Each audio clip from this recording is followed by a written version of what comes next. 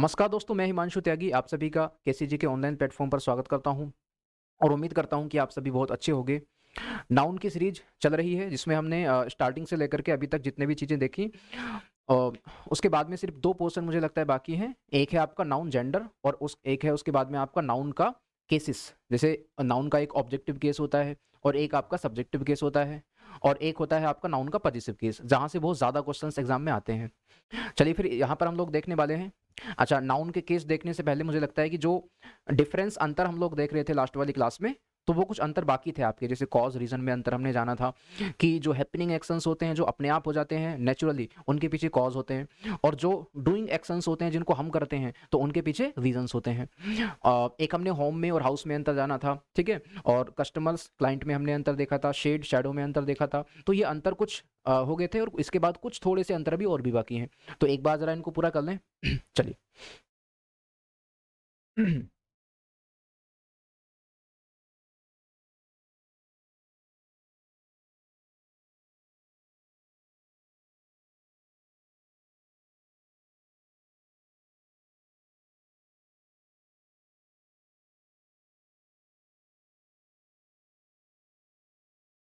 Skill और talent में हमने अंतर देख लिया था। चलिए, ऐसा ही एक वर्ड आता है आपका, कौन सा? एनवी और जेलस। इसको देखते हैं। देखिए, चलिए मैं इसको लिख देता हूं। वर्ड है आपका जेलस और एनवी। इसको देख लीजिएगा।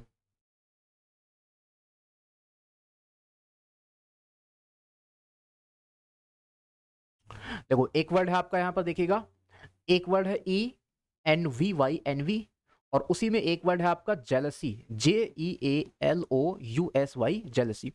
दोनों वर्ड आपके सामने हैं। एक वर्ड है आपका कौन सा? एनवी, और एक वर्ड है आपका जेलसी। इनको लेकर के एग्जाम में क्वेश्चन पूछा गया था, जो मैं लिख देता हूं। क्वेश्चन नंबर 1 है आपका कि envy, ENVY, envy strike, envy strikes a woman, envy strikes a woman when she sees her husband, sees her husband talking to another, talking to another man, talking to another man। एक example है। और एक इसी में मैंने कहा you should, मैंने कहा यू शुड बी, ऐसे कहिएगा, you should not be, you should not be ENVIOUS, या फिर जेलस, JEALOUS, जेलस टू, या फिर his of his of his riches, RICHES, riches. Riches का मतलब क्या होता है? संपत्ति ना, इसका मतलब होता है आपका संपत्ति। चलिए, तो आपके सामने दो एग्जाम्पल हैं।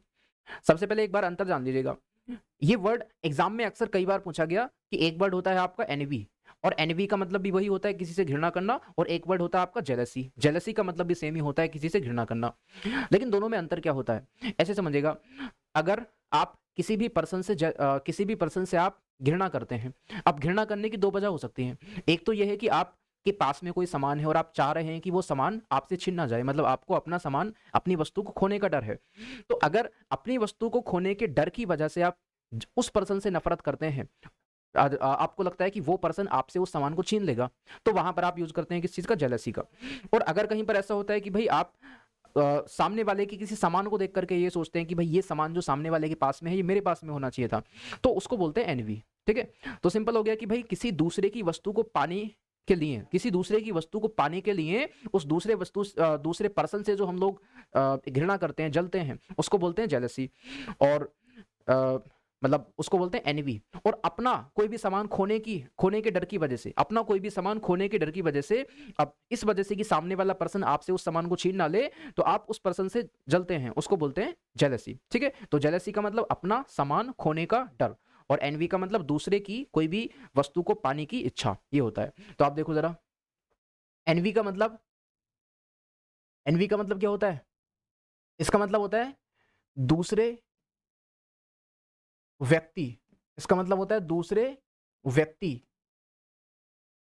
की, दूसरे वस्तु की संपत्ति या फिर कोई भी सामान, दूसरे वस्तु की चीजें, संपत्ति हो जाए कुछ भी हो जाए, पाने की चाहत, पाने की चाहत में उत्पन्न घृणा, में उत्पन्न घृणा, इसको कहा जाता है। बात करें जेलसी, तो जेलसी होता है अपना कोई सामान, अपना कोई सामान खोने की वजह से, अपना कोई सामान खोने की वजह से उत्पन्न घृणा। तो सिंपल सा है, कोई ज्यादा बड़ी बात नहीं है। अगर आप चाहते हैं कि आपका कोई सामान ना खोए, आप किसी दूसरे पर्सन से इसलिए घृणा करते हैं कि सामने वाला पर्सन आपके सामान को छीन ना ले, तो उसको आप जेलसी कहेंगे। और अगर आप सामने वाले पर्सन से इसलिए घृणा करते हैं कि वो सामान जो उसके पास में है वो आपके पास में क्यों नहीं है, तो उसको आप एनवी कहेंगे, है ना। एक छोटी सी बात और याद रख लेगा, अगर आप एनवी से एनवीएस बनाते हैं तो ये एडजेक्टिव फॉर्म बनती है और इसके साथ में हम लोग टू का यूज करते हैं। और अगर आप जेलसी से जेलस बनाते हैं तो ये भी एडजेक्टिव फॉर्म होती है और इसके साथ में हम लोग ऑफ यूज करते हैं। तो देखो जरा एग्जाम्पल नंबर 1 को देखिएगा, आपको क्या गलती नजर आती है। तो आप कहेंगे एनवी स्ट्राइक्स अ वुमन, किसी भी वुमेन को एनवी, एनवी का मतलब घृणा होती है। कब होती है? When she sees her husband talking to another man, ठीक है। तो जब वो अपने हस्बैंड को किसी अदर मैन, मतलब ये उल्टा हो गया, सॉरी, यहाँ पर आपको मैन नहीं लिखना था, यहाँ पर आपको क्या लिखना था, वुमेन लिखना था, वुमेन लिख लो, WOMAN, वुमेन, ठीक है। तो जब वो अपने हस्बैंड को किसी अदर वुमेन से बात करते हुए देखती है तो उसको ईर्ष्या होती है। तो इसका मतलब क्या है कि अपने किसी सामान को, अपने किसी रिलेशन को खोने का डर होता है। तो वहां पर क्या आ जाएगा, आप मुझे बताइए। यहाँ पर एनवी यूज नहीं होगा, यहाँ पर आ जाएगा आपका जेलसी, JEALOUSY, जेलसी यहाँ पर आपको यूज करना है। आगे देखिए एग्जाम्पल 2 में कह रहा है कि you should not be envious या फिर जेलस टू या फिर ऑफ हिज रिचेस, कि आपको उसकी संपत्ति से, आपको उसकी संपत्ति से घृणा नहीं होनी चाहिए। तो इसका मतलब हमको दूसरे के सामान को पाने की चाहत है।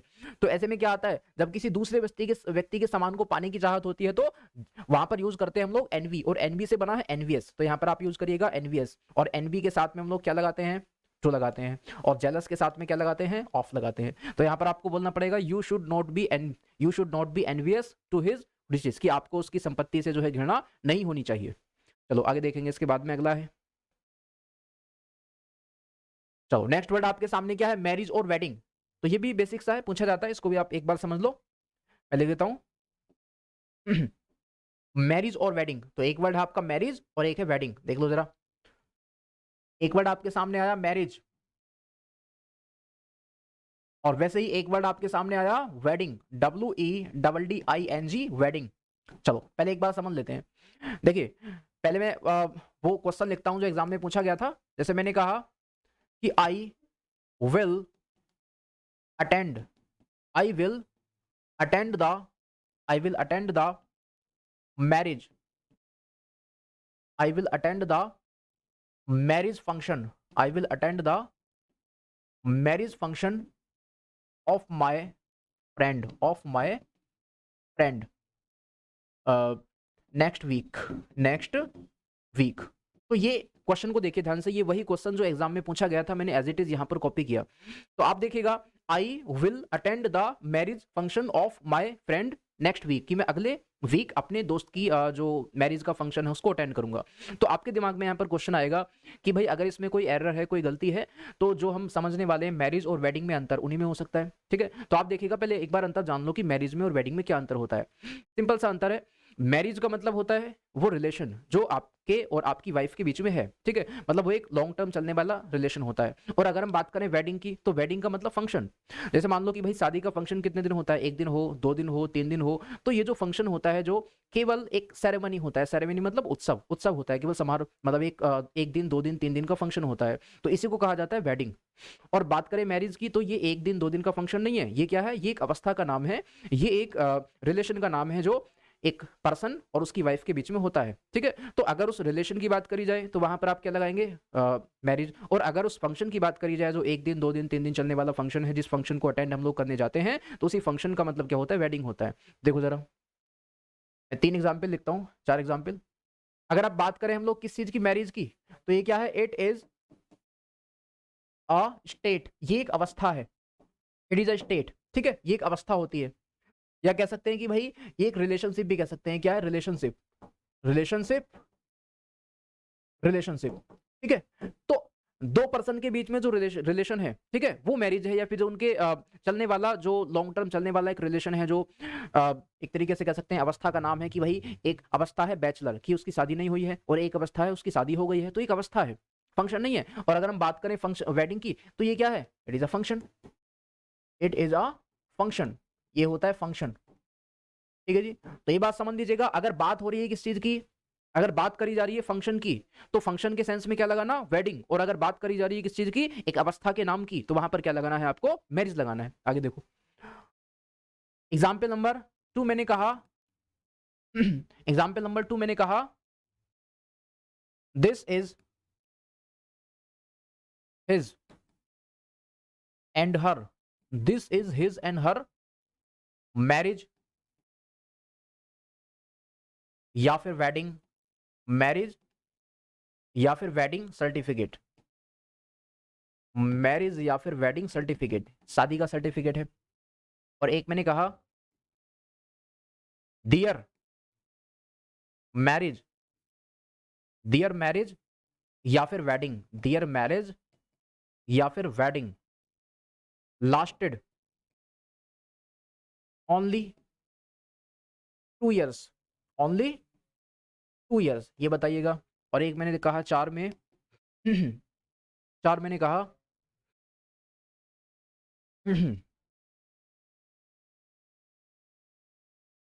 डियर वेडिंग या फिर मैरिज, डियर वेडिंग या फिर marriage will take place on 21 October. चलिए एग्जाम्पल्स को देखो ध्यान से, मुझे बताइएगा, देख करके एक बार समझिएगा।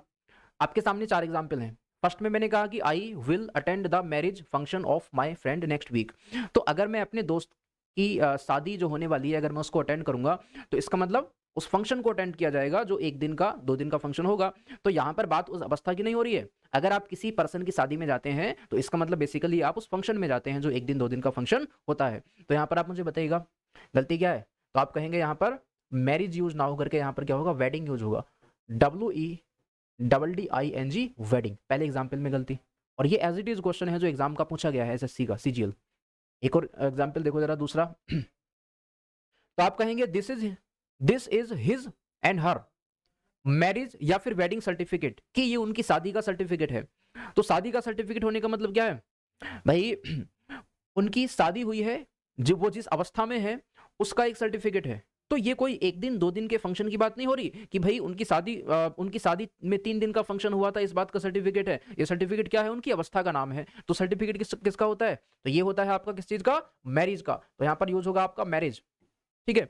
आगे देखिएगा, डियर मैरिज या फिर वेडिंग लास्ट, लास्ट मतलब होता है चलना। जैसे मैं कहूं कि भाई कोई भी चीज कब तक चली, कोई भी चीज 1 साल चली, 2 साल चली, तो उस चलने को क्या बोलते हैं हम लोग, लास्ट बोलते हैं, ठीक है। तो कह रहा है कि डियर मैरिज या फिर वेडिंग लास्टेड ओनली 2 years, कि उनकी जो शादी थी वो 2 साल चली, इसका मतलब 2 साल चलने के बाद में डाइवोर्स हो गया, या फिर वो नहीं चल पाई। तो आप कहेंगे यहाँ पर उनका रिलेशन 2 साल चला।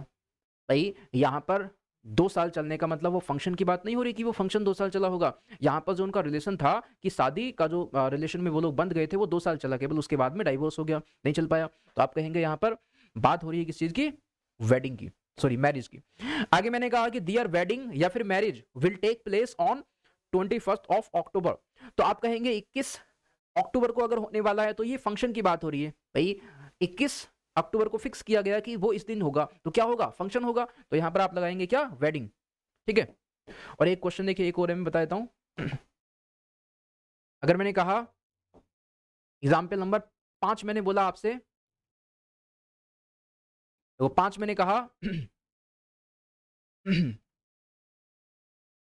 You didn't you didn't wish him, you didn't wish him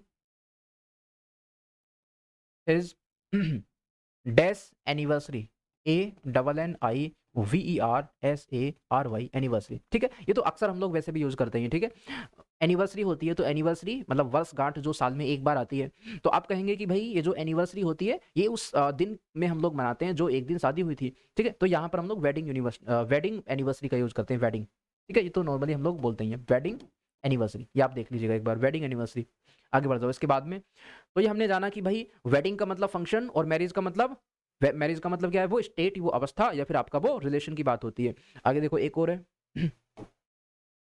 next है आपका, ये पूछा गया क्वेश्चन है एक बार,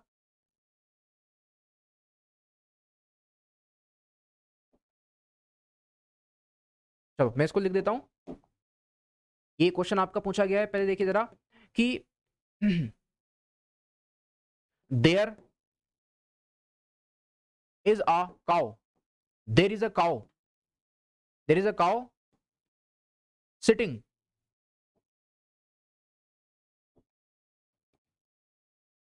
इन the centre, sitting in the centre of the road, centre of the road. चलिए एक छोटा सा एग्जांपल आप इसमें खुद से गलती पता करने की कोशिश करें। तो आप देखेंगे कि देयर इज अ काउ, एक काउ है sitting in the centre of the road, कि वो रोड के सेंटर में बैठी हुई है। तो आप ध्यान से देख करके बताइए कि यहाँ पर आपको कोई गलती नजर आती है। तो आप कहेंगे गलती यहाँ पर क्या हो सकती है भाई, एक वर्ड है यहाँ पर आपका सेंटर, सेंटर को देखो ध्यान से, गलती अगर है तो यहीं पर है। एक वर्ड होता है आपका मिडिल और एक होता है सेंटर। ये एसएससी में कई बार पूछा गया, 2-3 बार तो मैंने देखा है कि सेंटर और मिडिल पर कई बार मिस्टेक आई। आप सबको पता है कि भाई सेंटर का मतलब क्या होता है। तो आप कहेंगे भाई सेंटर क्या होता है, ज्योमेट्री में आपने सेंटर की डेफिनेशन भी पढ़ी होगी। सेंटर का मतलब होता है कि वो कोई भी एक पॉइंट, वो कोई भी एक पॉइंट जो सभी दिशाओं से बराबर है, सभी दिशाओं से इक्वी डिस्टेंस है। जैसे मान लो मैंने कहा कि भाई एक सर्किल हम लोगों ने बनाया, तो सर्किल में क्या होता है, रेडियस, आप कहीं से भी रेडियस ले लो, वो सभी दिशाओं से बराबर होती है। मान लीजिए कि ये आपका क्या है, भैया लीजिएगा जरा, अगर मैंने कहा कि ये आपका एक सर्किल है, ये आपका एक सर्किल है, तो मैंने कहा ये अगर सेंटर हो गया, तो आप खुद बताएं कि यहां पर ये जो आपका है रेडियस आर, यहां पर भी वही है, ये मैंने कहा रेडियस आर, यहां पर भी वही है, रेडियस आर यहां पर भी वही है, रेडियस आर ये भी वही है। तो इसका मतलब क्या है, सेंटर का मतलब होता है equi distant from all sides, from all sides, वो सभी साइड से बराबर होता है, बस इतनी सी बात है। जबकि अगर हम बात करें किस चीज की, मिडल की, अगर हम बात करें किस चीज की, मिडल की, तो यहां पर ऐसा नहीं है कि वो सभी से बराबर लेकर के चलना है। जैसे मान लो हमने एक रोड बना दी, हमने क्या बना दी, एक रोड बना दी। अब आप मुझे बताइएगा, अगर हमने रोड के यहां पर बिल्कुल बीचों बीच, रोड के यहां पर बीचों बीच कोई काऊ यहां पर बैठी है, कोई काऊ यहां पर बैठी है, तो आप खुद सोच करके बताइएगा, क्या ये रोड की इधर से या फिर रोड के इधर से या फिर रोड के इधर से बराबर है।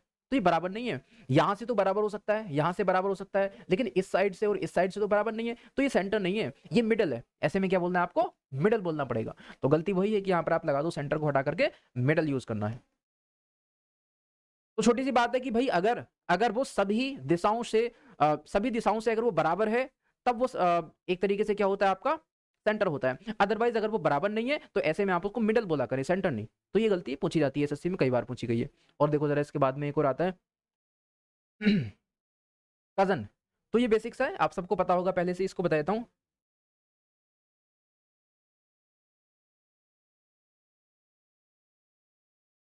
चलो इसको भी देख लो भाई, छोटी सी बात है, आसान सी बात है, आप सब जानते हैं पहले से ही, क्या कि कजन जो वर्ड हमारे सामने होता है ना, कजन, कजन, इसको बोलते हैं हम लोग कॉमन, क्या बोलते हैं, कॉमन नाउन। कजन को बोलते हैं हम लोग कॉमन नाउन। कॉमन नाउन का मतलब यही आपका ही के लिए भी है और यही सी के लिए भी है। तो कजन वर्ड अपने आप में सही लिखा हुआ है। अगर आप कजन के साथ में ब्रदर ऐड कर देते हैं तो गलत होता है ना। कजन के साथ में अगर आप ब्रदर ऐड कर देते हैं तो ग्रामेटिकली वो गलत माना जाता है। अगर आप बोलते हैं कजन ब्रदर, ये ग्रामेटिकली गलत है। या फिर अगर आप बोलते हैं कजन सिस्टर, कजन सिस्टर, तो ये भी ग्रामेटिकली गलत है। तो यहाँ पर बस इतनी सी बात आप याद रखिएगा कि कजन एक ऐसा वर्ड है जो कॉमन नाउन है अपने आप में। कॉमन का मतलब वो एक जेंडर मतलब वो ही के लिए भी आ सकता है और वो आपका सी के लिए भी आ सकता है। तो कजन के साथ में बस ब्रदर और सिस्टर ऐड नहीं करना आपको, बाकी वो सही है। देखो जरा, अगर मैंने कहा आपसे एग्जाम्पल नंबर 1, मैंने सिंपली बोला कि he is my cousin brother, वह मेरा कजन ब्रदर है। एक मैंने कहा कि Raj and Rohit my cousin brothers, ठीक है। एक और ले लीजिएगा यहाँ पर आप, मैंने कहा कि सी वॉज माय कजन सिस्टर, ठीक है। तो मैंने आसान से एग्जाम्पल ले लिए, आप देख करके एकदम बता देंगे कि यहाँ पर एग्जाम्पल नंबर 1 में कजन के साथ में हमने ब्रदर यूज किया है, तो कजन ही नाउन है, कजन ही नाउन है, एडजेक्टिव है ही नहीं। तो अगर ये नाउन है तो इसी से पता लग जाएगा कि वो बात ही की हो रही है, क्योंकि पहले से ही वो चीज दे रखी है कि बात किसकी हो रही है, ही की हो रही है।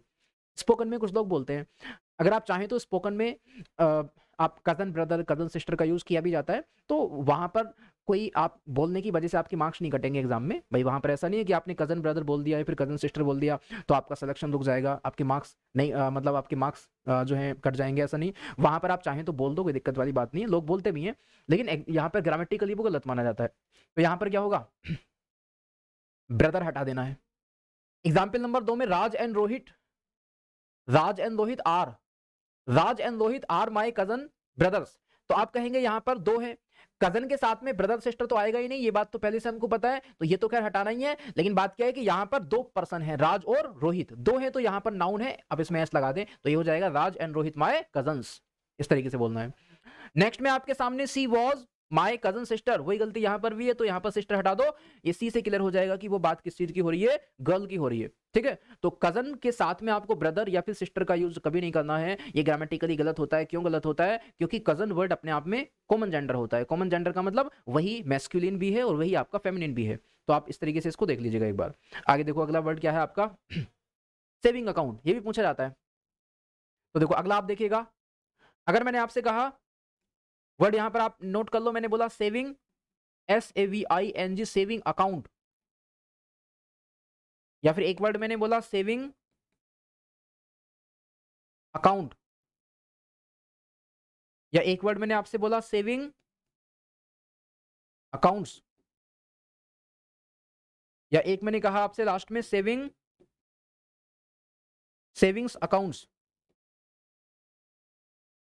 एक बार देखिए, चार वर्ड आपके सामने लिखे हुए हैं, चारों में सिर्फ अंतर क्या है कि एक में सेविंग और अकाउंट दोनों में एस नहीं लगा हुआ, और एक में क्या है सेविंग में एस लगा हुआ है, अकाउंट में नहीं लगा, और एक बार सेविंग में एस नहीं लगा, अकाउंट में लगा है, और एक बार सेविंग और अकाउंट दोनों में ही एस लगा है। तो आप खुद सोच के बताइए इनमें से कौन से एक्सप्रेशन है जो सही है। जैसे एक बार एग्जाम का एक क्वेश्चन है जो मैं लिख देता हूं, एक पूछा गया क्वेश्चन है आपका कि has three he has three saving accounts, ठीक है। और अगर इसी को मान लो मैं ये कह देता कि भाई I have one saving account, और मैं आपसे जानना चाहता हूं कि दोनों एग्जाम्पल्स में क्या गलतियां हैं। तो वर्ड को ध्यान से देखिएगा, अगर आप इस वर्ड को ध्यान से देखेंगे सेविंग अकाउंट, तो अक्सर आपने जैसे मान लो कहीं आपके पास में कोई पासबुक हो तो वहां पर आपने सेविंग अकाउंट को लिखा हुआ देखा हो, या जैसे मान लो आप एटीएम में जाते हैं तो वहां से जब आप कैश विड्रॉ करते हैं तो वहां पर भी ऑप्शन आता है कि सेविंग्स अकाउंट होगा, ठीक है, या फिर आपका करंट अकाउंट होगा, ठीक है। तो सेविंग हम लोग वहां पर चुनते हैं। तो आप ध्यान से देखिएगा भाई, सेविंग अकाउंट में आपने देखा भी होगा वहां पर क्या होता है, एस लगा होता है। यानी अगर आप सेविंग को अकाउंट से पहले एडजेक्टिव फॉर्म में यूज करना चाहते हैं तो सेविंग के साथ में एस ऐड रहता है। तो सेविंग्स चाहे वो सिंगुलर हो चाहे वो प्लूरल हो, लेकिन सेविंग के साथ में एस जुड़ा रहेगा। तो आप मुझे खुद बताइए, ये आपके सामने एक नाउन लिखा हुआ है सेविंग अकाउंट, तो आप कहेंगे सेविंग में एस होना चाहिए था, यहां पर तो सेविंग में एस ही नहीं है, तो ये आपका गलत हो गया, ठीक है। दूसरा मैंने आपसे कहा, दूसरा मैंने कहा सेविंग्स अकाउंट, तो भाई सेविंग जो लिखा हुआ है वर्ड यहां पर एस तो लगना ही है कंपलसरी, यहां पर तो कंपलसरी एस आपका लगना है। अब अकाउंट में एस नहीं लगा हुआ, नहीं लगा हुआ तो ये आपका सिंगुलर है और सही है, सिंगुलर है, एक वचन है वो सही है। और अगर मैंने आपसे कहा कि सेविंग अकाउंट्स, तो यहां एस लगाना नहीं लगाना बाद की बात है, लेकिन यही नहीं लगाया, तो अगर सेविंग में ही एस नहीं लगा हुआ तो ये क्या है आपका ग्रामेटिकली, ये गलत है, ये गलत है। फिर मैंने आपसे कहा कि भाई सेविंग्स अकाउंट्स, तो आप कहेंगे सेविंग में एस तो लगा होना चाहिए था, कंपलसरी सेविंग में तो ऐड होगा ही ना एस, लेकिन अगर अकाउंट में भी एस लगा दिया तो इसका मतलब क्या हो गया, इसका मतलब ये प्लूरल हो गया, इसका मतलब ये कैसा हो गया, प्लूरल, और अपने आप में सही हो गया। तो फिर से एक बार बता दूं, सेविंग अकाउंट को लेकर के एग्जाम में गलतियां बनती हैं, आप शिफ्ट को देखिएगा, जो प्रीवियस ईयर क्वेश्चन में पूछे गए हैं तो वहां पर आपको देखने को मिलेगी। तो सेविंग अकाउंट में सेविंग को तो हमेशा आपको एस जोड़ करके रखना है, और अगर आपने सेविंग के साथ में अकाउंट में भी एस लगा दिया तो वो बन जाएगा प्लूरल, बहुवचन। और अगर आपने सेविंग को प्लूरल रखा, एस लगाया, अकाउंट में नहीं लगाया तो वो सिंगुलर बन जाएगा। लेकिन अगर आपने सेविंग का एस हटा दिया तो ग्रामेटिकली गलत है फिर वो, ठीक है। देखो जरा तो आप मुझे बताएं ही हैज 3, तो आप कहेंगे 3, 3 है, एक से ज्यादा, तो 3 है तो इसका मतलब आगे वाला नाउन कैसा होगा, तो आप कहेंगे प्लूरल। कैसा होगा, प्लूरल। तो प्लूरल होगा तो अकाउंट में तो ऐसा, यहाँ पर तो ऐसा आपने लगा दिया, सही बात है, लेकिन आपको एस सेविंग में भी तो लगाना था, इसको भी लगा दो। तो ये एक्सप्रेशन आपका ऐसे बोला जाएगा कि he has 3 savings accounts, 3 savings accounts. और अगर वो एक है, 1 है, तो 1 का मतलब आगे वाला नाउन कैसा होगा, सिंगुलर होगा। तो सिंगुलर होगा तो एस यहाँ नहीं लगाना, लेकिन यहाँ तो लगाना ही पड़ेगा ना, सेविंग्स में तो लगाते हैं। तो ये एक्सप्रेशन आपका ये लिखा जाएगा। तो अगर आप बोलते हैं सेविंग्स अकाउंट सिंगुलर, और अगर आप बोलते हैं सेविंग्स अकाउंट्स, तो वो हो जाता है कैसा, प्लूरल। इस बात को ध्यान में रखिएगा। एक वर्ड पूछा जाता है, देखो जरा फ्रूट एंड वेजिटेबल, ये भी पूछा गया, कई बार पूछा गया। देखो जरा फ्रूट एंड वेजिटेबल, चलो इसको समझिएगा जरा। देखो एग्जाम्पल बोलता हूं, मैंने कहा एग्जाम्पल नंबर 1 कि bought I bought fruits and vegetables from the market, from the market. चलिए भाई एग्जाम्पल आपके सामने आ गया, और इसमें है कि ही मतलब I bought fruits and vegetables from the market, कि मैंने मार्केट से फ्रूट्स और वेजिटेबल्स खरीदे। अब गलती क्या है, आप देखिएगा ध्यान से। तो गलती अगर होगी तो यहीं पर होगी आपकी फ्रूट्स एंड वेजिटेबल्स, इसी वर्ड को यहां पर आपको ध्यान से देखना है। वर्ड क्या है आपके सामने, फ्रूट्स एंड वेजिटेबल्स। चलिए मैं आपको आपके सामने फिर से वही 4 एक्सप्रेशन लिख देता हूं और आपको देख करके बताना है। जैसे मैंने कहा एक एक्सप्रेशन आपके सामने, मैंने कहा fruit and vegetable, fruit and vegetable. एक मैंने कहा आपके सामने fruits and vegetables, fruits and vegetables. और वहीं एक मैंने आपसे बोला फ्रूट एंड वेजिटेबल्स, और वहीं पर एक मैंने आपसे कहा फ्रूट एंड वेजिटेबल। चलिए आपके सामने लिखे हुए यहां पर आपके कितने एक्सप्रेशन, 4 एक्सप्रेशन। एक बात अगर आपको याद रही हो, जो मैंने आपको कभी लास्ट वाली क्लास में बताई थी, कि अगर आप फ्रूट को खाने के सेंस में यूज करते हैं तो ऐसे में बन जाता है वो मटेरियल नाउन, और जब ये मटेरियल नाउन बनता है तो अनकाउंटेबल होता है, तब फ्रूट में हम लोग एस ऐड नहीं करते हैं। और वहीं पर एक एक्सप्रेशन है आपके सामने वेजिटेबल, तो वेजिटेबल जो होता है यहाँ पर जनरली हम लोग वेजिटेबल को प्लूरल मानते हैं, जैसे वो था आपका ट्राउजर्स हो गया, आई ग्लासेस हो गया, ठीक है, उस तरीके से। तो अगर कहीं पर आपके सामने वेजिटेबल है, आप मार्केट से वेजिटेबल खरीद करके ला रहे हो, तो वहां पर आपको उसको प्लूरल सेंस में लिखना है, वेजिटेबल में एस आपको ऐड करना है। लेकिन अगर खाने के सेंस में हम लोग फ्रूट की बात कर रहे हैं तो फ्रूट में आपको एस नहीं लगाना। तो बस यही देखना है कि जहां पर फ्रूट होगा आपका एक वचन, वहां पर एस नहीं लगा होना चाहिए था, और अगर वेजिटेबल है तो वेजिटेबल में एस जुड़ा होना चाहिए था, वही को देख लो आप एक बार। तो आप पहले में कहेंगे फ्रूट में एस नहीं लगा हुआ, सही है, लेकिन वेजिटेबल में तो एस लगा होना चाहिए था, तो ये गलत हो गया। फिर मैंने कहा फ्रूट में एस लगा हुआ है, तो इसी वजह से गलत हो गया, बाकी आपने चेक ही नहीं किया। फिर मैंने कहा फ्रूट में एस नहीं लगा हुआ, सही बात है। वेजिटेबल में एस लगा हुआ है, ठीक बात है, लगा होना चाहिए था, सही है। फिर मैंने कहा फ्रूट में ही एस आ गया, यही गलत है ना, सॉरी ये गलत है आपका। तो आपने देखा कि भाई जब भी आपके सामने एक्सप्रेशन दोनों साथ मिलकर के आते हैं, फ्रूट और वेजिटेबल को एंड के साथ में कनेक्ट करना होता है, तो आप ऐसे में देखिएगा फ्रूट में एस नहीं जोड़ना और वेजिटेबल में आपको एस जोड़ना है। बताइए एग्जाम्पल में क्या गलती है, वही गलती है, मार्केट से खरीदा, दोनों को अगर आप साथ में ऐड कर रहे हो, फ्रूट को और वेजिटेबल को, तो यहां पर एस लगाना है, ठीक है, लेकिन यहां पर एस आपको नहीं लगाना, तो ये वाला एस आपको क्या कर देना है भाई, हटा देना है। तो I bought fruit and vegetables from the market, दोनों को साथ में यूज करना है, तो इस तरीके से यूज करिएगा। और देखो कुछ बाकी बचा है क्या, चलिए आर्म एंड एम्यूनेशन, ये भी एक पूछा जाता है और ये भी है। जैसा हम लोग देखते आ रहे हैं आर्म एंड एम्यूनेशन, ये भी उन्हीं में से, इसको भी देख लो आप एक बार। एग्जाम्पल मैंने कहा आपसे 1 कि भाई arm and ammunition, A double M U N I ammunition, A double M U N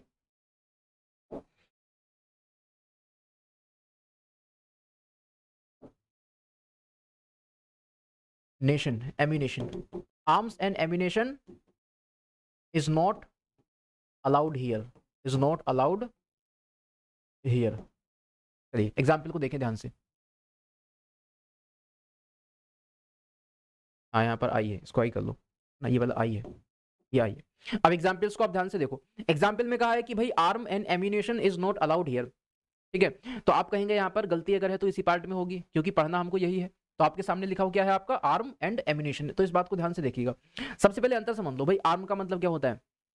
अगर आपको पता हो तो अगर आर्म में आप एस लगा देते हो, ARM आर्म, अगर आप इसमें एस लगा देते हो तब इसका मतलब भुजा नहीं होता, तब इसका मतलब क्या होता है, आर्म्स। मतलब भाई आर्म्स मतलब क्या होता है, आर्म्स हथियार के सेंस में आता है, वेपन के सेंस में आता है, WEAPONS वेपन्स के सेंस में आता है। और अगर आप यहाँ से एस हटा देते हो, ARM आर्म, तो ये वही नॉर्मल भुजा जो शरीर का अंग होता है उसके सेंस में आता है भुजा, ठीक है। आर्म में अगर आप एस नहीं लगाओगे तब वो भुजा होगा, और आर्म में जैसे ही आप एस ऐड कर दोगे तो वो क्या बन जाएगा, आपका वेपन्स बन जाता है, ठीक है। तो आप मुझे बताइए, एम्यूनेशन एक वर्ड यहाँ पर लिखा हुआ है एम्यूनेशन, तो एम्यूनेशन का मतलब क्या होता है, गोला बारूद, ठीक है। ये गोला बारूद वगैरह जो होता है बारूद, उसको बोलते हैं हम लोग एम्यूनेशन, ठीक है, आपने देखा होगा। तो एम्यूनेशन जो है गोला बारूद है, एक तरीके से वो आपका मटेरियल बन जाता है, क्योंकि उसको तोल करके खरीदा जाता है। तो जो एम्यूनेशन है वो कैसा नाउन है, मटेरियल नाउन है। तो ये बात तो कंपलसरी फैक्ट है कि भाई आप एम्यूनेशन में तो किसी भी हालत में एस जोड़ेंगे नहीं। क्यों नहीं जोड़ेंगे, क्योंकि एम्यूनेशन होता है मटेरियल नाउन, उसको मार्केट से तोल करके खरीदा जाता है, तो वहां पर उसको मटेरियल मानना है, अनकाउंटेबल मानना है, एम्यूनेशन में एस आपको ऐड नहीं करना। लेकिन अगर हम बात करें आर्म की, तो दोनों को अगर आप साथ में ऐड कर रहे हो, अगर आप आर्म को और एम्यूनेशन को दोनों को साथ में यूज कर रहे हो, तो इसका मतलब ये है कि यहां पर ये भुजा की बात नहीं हो रही। यहां पर अगर ये गोला बारूद है तो कंपलसरी यहां पर फिर किस चीज की बात हो रही होगी, वेपन की। वेपन आपके साथ में होंगे, तो वेपन के साथ में फिर हमें क्या चाहिएगा, गोला बारूद। तो यहां पर जब भी आप एम्यूनेशन को और आर्म को साथ में यूज करते हैं, तो इसका मतलब वहां पर बात किस चीज की हो रही होती है, वहां पर आर्म्स भुजा की नहीं, बल्कि आर्म्स वहां पर वेपन की बात हो रही होती है। तो आप मुझे बताएं, अगर आपके सामने मैंने बोला, ध्यान से देखिएगा, अगर मैंने आपसे कहा ARM and ammunition, AMMUNITION, arms and ammunition, फिर वहीं पर मैंने आपसे कहा आर्म्स एंड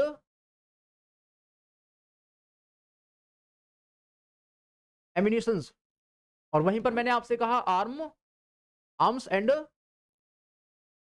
AMMUNITION एम्यूनिशन, और वैसे ही मैंने अगर आपसे कहा ARM arm and AMMUNITIONS ammunition. चार ऑप्शन आपके सामने है, ध्यान से देखिए और देख करके आप मुझे बताएं कि यहाँ पर चार में से कौन कौन से ऑप्शन आपके सही हैं।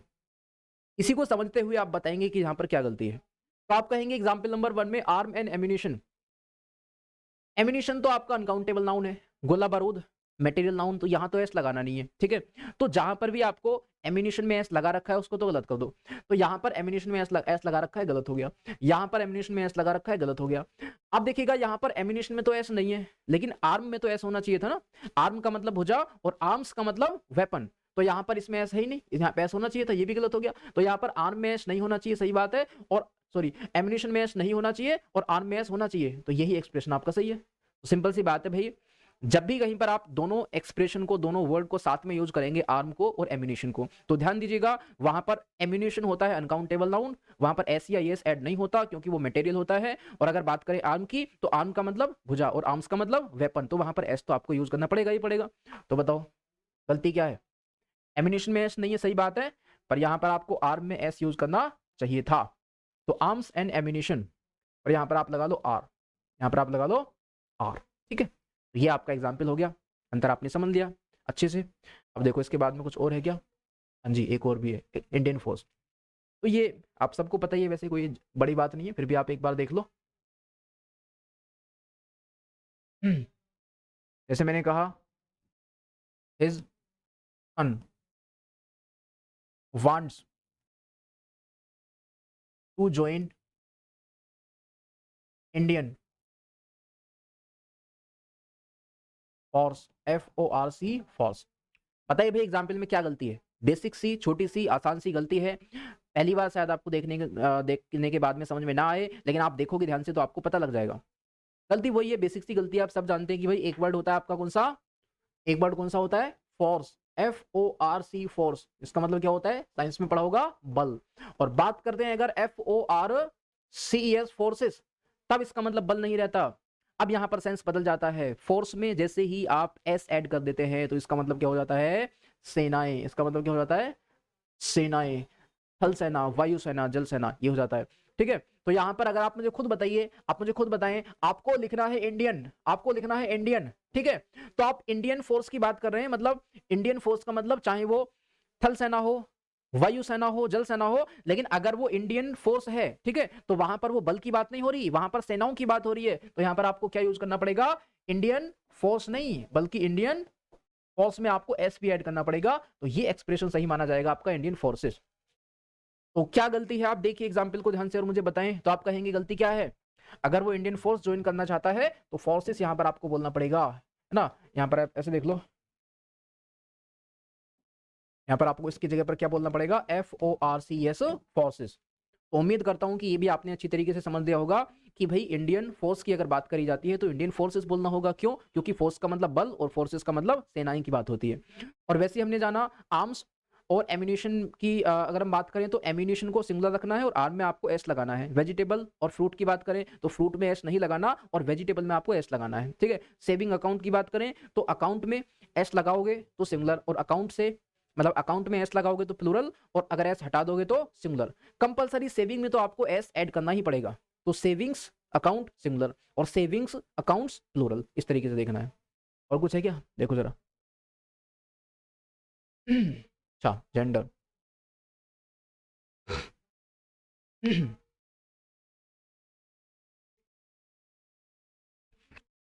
चलिए, जेंडर से पहले हम लोग कुछ देखते हैं पहले, तो आप ये हेडिंग डालिएगा जरा। अगला है आपका केस क्या, नाउन केसेस, नाउन केसेस। चलिए अगला पॉइंट यहाँ पर आता है आपके सामने, नाउन केसेस। अभी तक हमने नाउन के नंबर के बारे में पढ़ा कि नाउन कहाँ पर सिंगुलर होता है, कहाँ पर प्लूरल होता है, कहाँ पर नाउन में आपको एस ऐड करना चाहिए और कहाँ पर एस ऐड नहीं करना चाहिए, ठीक है। कहीं कहीं पर आप नाउन में एस ऐड करने के बाद भी वो नाउन सिंगुलर ही रह जाता है, और कहीं कहीं पर नाउन में एस नहीं लगा होता उसके बाद भी वो प्लूरली होता है। वो हमने सारी बातें जान ली थी। उसके बाद में हमने नाउन में डिफरेंस जो थे कि भाई रीजन कॉज में क्या अंतर होता है, होम हाउस में क्या अंतर होता है, क्लाइमेट वेदर में क्या अंतर होता है, शैडो शेड में क्या अंतर होता है, ये भी हमने समझ लिया था। अब बारी आती है एक बहुत ही इंपॉर्टेंट पॉइंट की, और वो पॉइंट क्या है आपका, नाउन के केस। नाउन के केस का मतलब ये होता है कि नाउन को आप सब्जेक्ट के पहले अगर यूज करते हैं तो सब्जेक्टिव केस होता है, सब्जेक्ट के बाद में अगर यूज करते हैं तो ऑब्जेक्टिव केस होता है। तो ऐसे ही नाउन के कुछ केस डिवाइड होते हैं।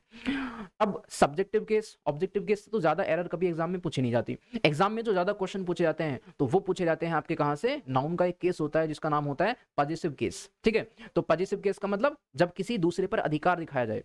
जैसे अगर मैंने ये कहा मोहन का पेन, तो जब भी आपको हिंदी में का या फिर की या फिर के शब्द देखने को मिलते हैं तो वहां पर बेसिकली पोजीशन की मतलब अधिकार की बात हो रही होती है। अगर मैंने कहा मोहन का पेन, का शब्द आया। अगर मैंने कहा मोहन की किताब, की शब्द आया। मैंने कहा मोहन के दोस्त, के शब्द आया। तो हिंदी में अगर आपको का, की या फिर के देखने को मिलेगा तो कंपलसरी वहां पर क्या शो किया जाएगा, पोजीशन शो किया जाएगा, अधिकार शो किया जाएगा। मोहन की किताब, तो किताब पर किसका अधिकार है, मोहन का। तो ऐसे में जब भी पोजीशन शो किया जाएगा तो उसमें बहुत ज्यादा गलतियां बनती हैं कि पोजीशन को शो करने के लिए कभी कभी हम लोग एपोस्ट्रोफी एस का यूज करते हैं, कभी कभी हम लोग ऑफ पैटर्न का यूज करते हैं। जैसे मैंने देखा कि भाई द बुक ऑफ मोहन, तो यहां पर हमने ऑफ लगा दिया। या मैंने कहा मोहन्स बुक, मोहन की किताब, तो यहां पर हमने क्या लगा दिया, यहां पर हमने मोहन्स मतलब एपोस्ट्रोफी एस लगा दिया। तो ये एक एरिया है जहां पर भर भर के क्वेश्चन आते हैं, मतलब एसएससी एग्जाम्स में, अदर एग्जाम्स में एरर वाले पोर्शन में आते हैं, फिल इन द ब्लैंक्स वाले पोर्शन में आते हैं। तो ये वाला एरिया जब तक क्लियर नहीं होगा कि कहां पर एपोस्ट्रोफी एस आना है और कहां पर ऑफ पैटर्न आना है, गलतियां होती रहेंगी। तो इस बात को आज हम डिटेल में समझते हैं कि भाई कहां पर आपको एपोस्ट्रोफी एस लगाना है और कहां पर ऑफ पैटर्न लगाना है। ध्यान से देखिएगा। तो पॉइंट नंबर 1, लिखने से पहले नाउन के केस जान लो। नाउन के कितने केस होते हैं, तो बेसिकली नाउन के तो बहुत सारे केस होते हैं, लेकिन जो एग्जाम के लिए हमारे लिए जरूरी है वो मैं 4 केस आपको बताता हूं। नाउन का एक केस होता है आपका सब्जेक्टिव केस। कौन सा, सब्जेक्टिव केस। सब्जेक्टिव केस कब होगा, जब नाउन सब्जेक्ट की पोजीशन पर होगा, जब नाउन सब्जेक्ट की पोजीशन पर होगा।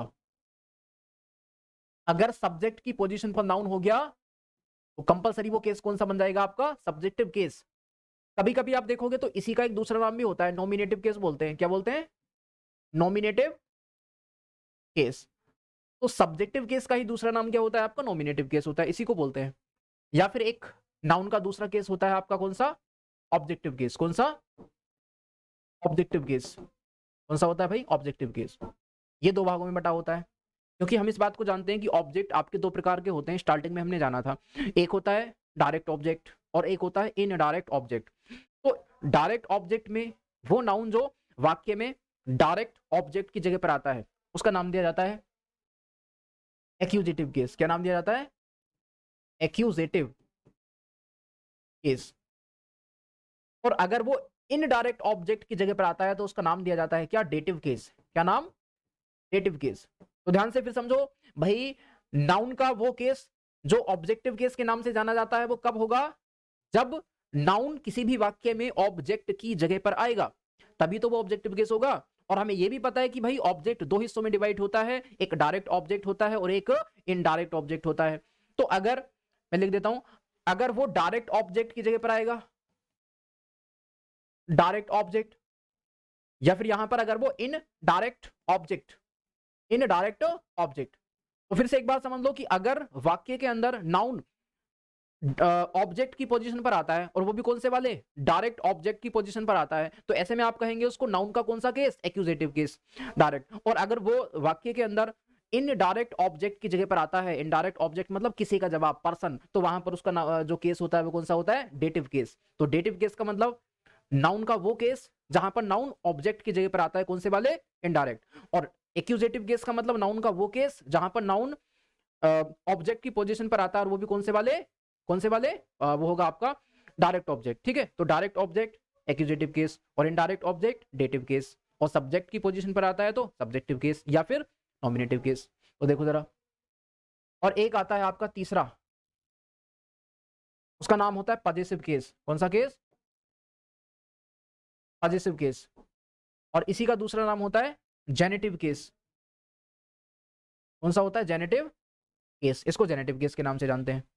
और एक और देखिए चौथा केस होता है हमारा कौन सा? Vocative case. VOCATIV, vocative case. इसको हिंदी में बोलते हैं संबंध सूचक, मतलब एक तरीके से किसी को बुलाया जाता है, पुकारा जाता है। ठीक है, संबोधन, संबोधन बोलते हैं, संबोधन सूचक, इसको बोलते हैं संबोधन सूचक। और ये क्या होता है? अधिकारवाचक। ये होता है आपका अधिकार वाचक। ठीक है, इस तरीके से होता है। तो यहां पर हमने जाने नाउन के 4 केस। हालांकि एक केस और भी होता है, वो जरूरी नहीं है, पर आप लिख लो चाहे। एक केस और भी होता है आपका पांचवा, वो केस होता है आपका कौन सा? नाउन का appositive case. APPOSITIV, appositive case, opposite case. Noun in apposition, appositive है ना, नाउन इन एपोजिशन बोलते हैं इसको, या फिर एपोजिटिव केस बोलते हैं, एपोजिटिव केस। ठीक है, तो आप एक बार देख लो क्या होते हैं। एग्जाम्पल से लिख करके बताता हूँ, देखिए जरा।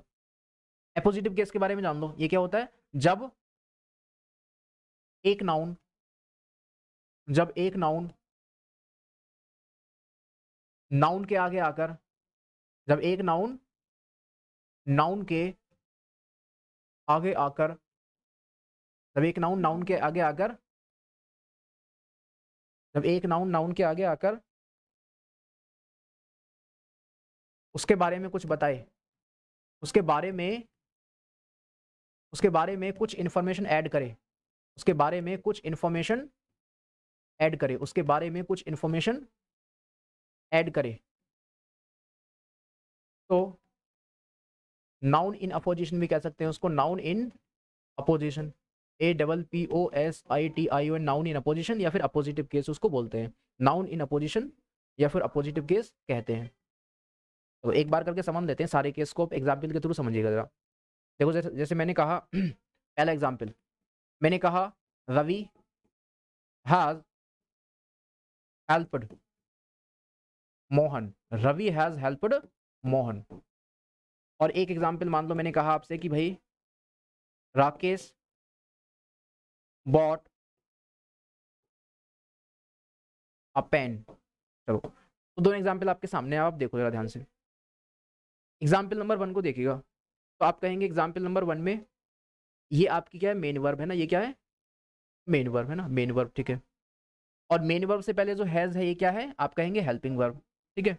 और हेल्पिंग वर्ब के पीछे जो ये आया है आप कहेंगे कौन कौन है आपका, सब्जेक्ट। ये कौन है, सब्जेक्ट। और सब्जेक्ट बनने का काम किसका होता है, नाउन प्रोनाउन का। तो यहाँ पर ये नाउन है। तो रवि यहाँ पर एग्जाम्पल नंबर 1 में क्या है, रवि आप कहेंगे नाउन। अब ये नाउन है तो नाउन का कौन सा वाला केस है, अभी हमने 4-5 केस जाने तो उनमें से कौन सा वाला केस है। तो आप कहेंगे ये किस पोजीशन पर आया है, तो मैं कहूंगा वर्ब के पहले आया है, इसका मतलब सब्जेक्ट। तो यहां पर जो नाउन सब्जेक्ट की पोजीशन पर आया है तो नाउन का केस भी कौन सा होगा, आप मुझे बताइए। Subjective case. ये कौन सा केस हो जाएगा आपका, सब्जेक्टिव। या आप इसको कह सकते हो दूसरे नाम से और नॉमिनेटिव केस भी आप इसको कह सकते हो, ठीक है। तो यहाँ पर आपने जाना कि अगर कोई भी नाउन सब्जेक्ट की पोजीशन पर आता है वो नाउन का सब्जेक्टिव केस कहलाता है।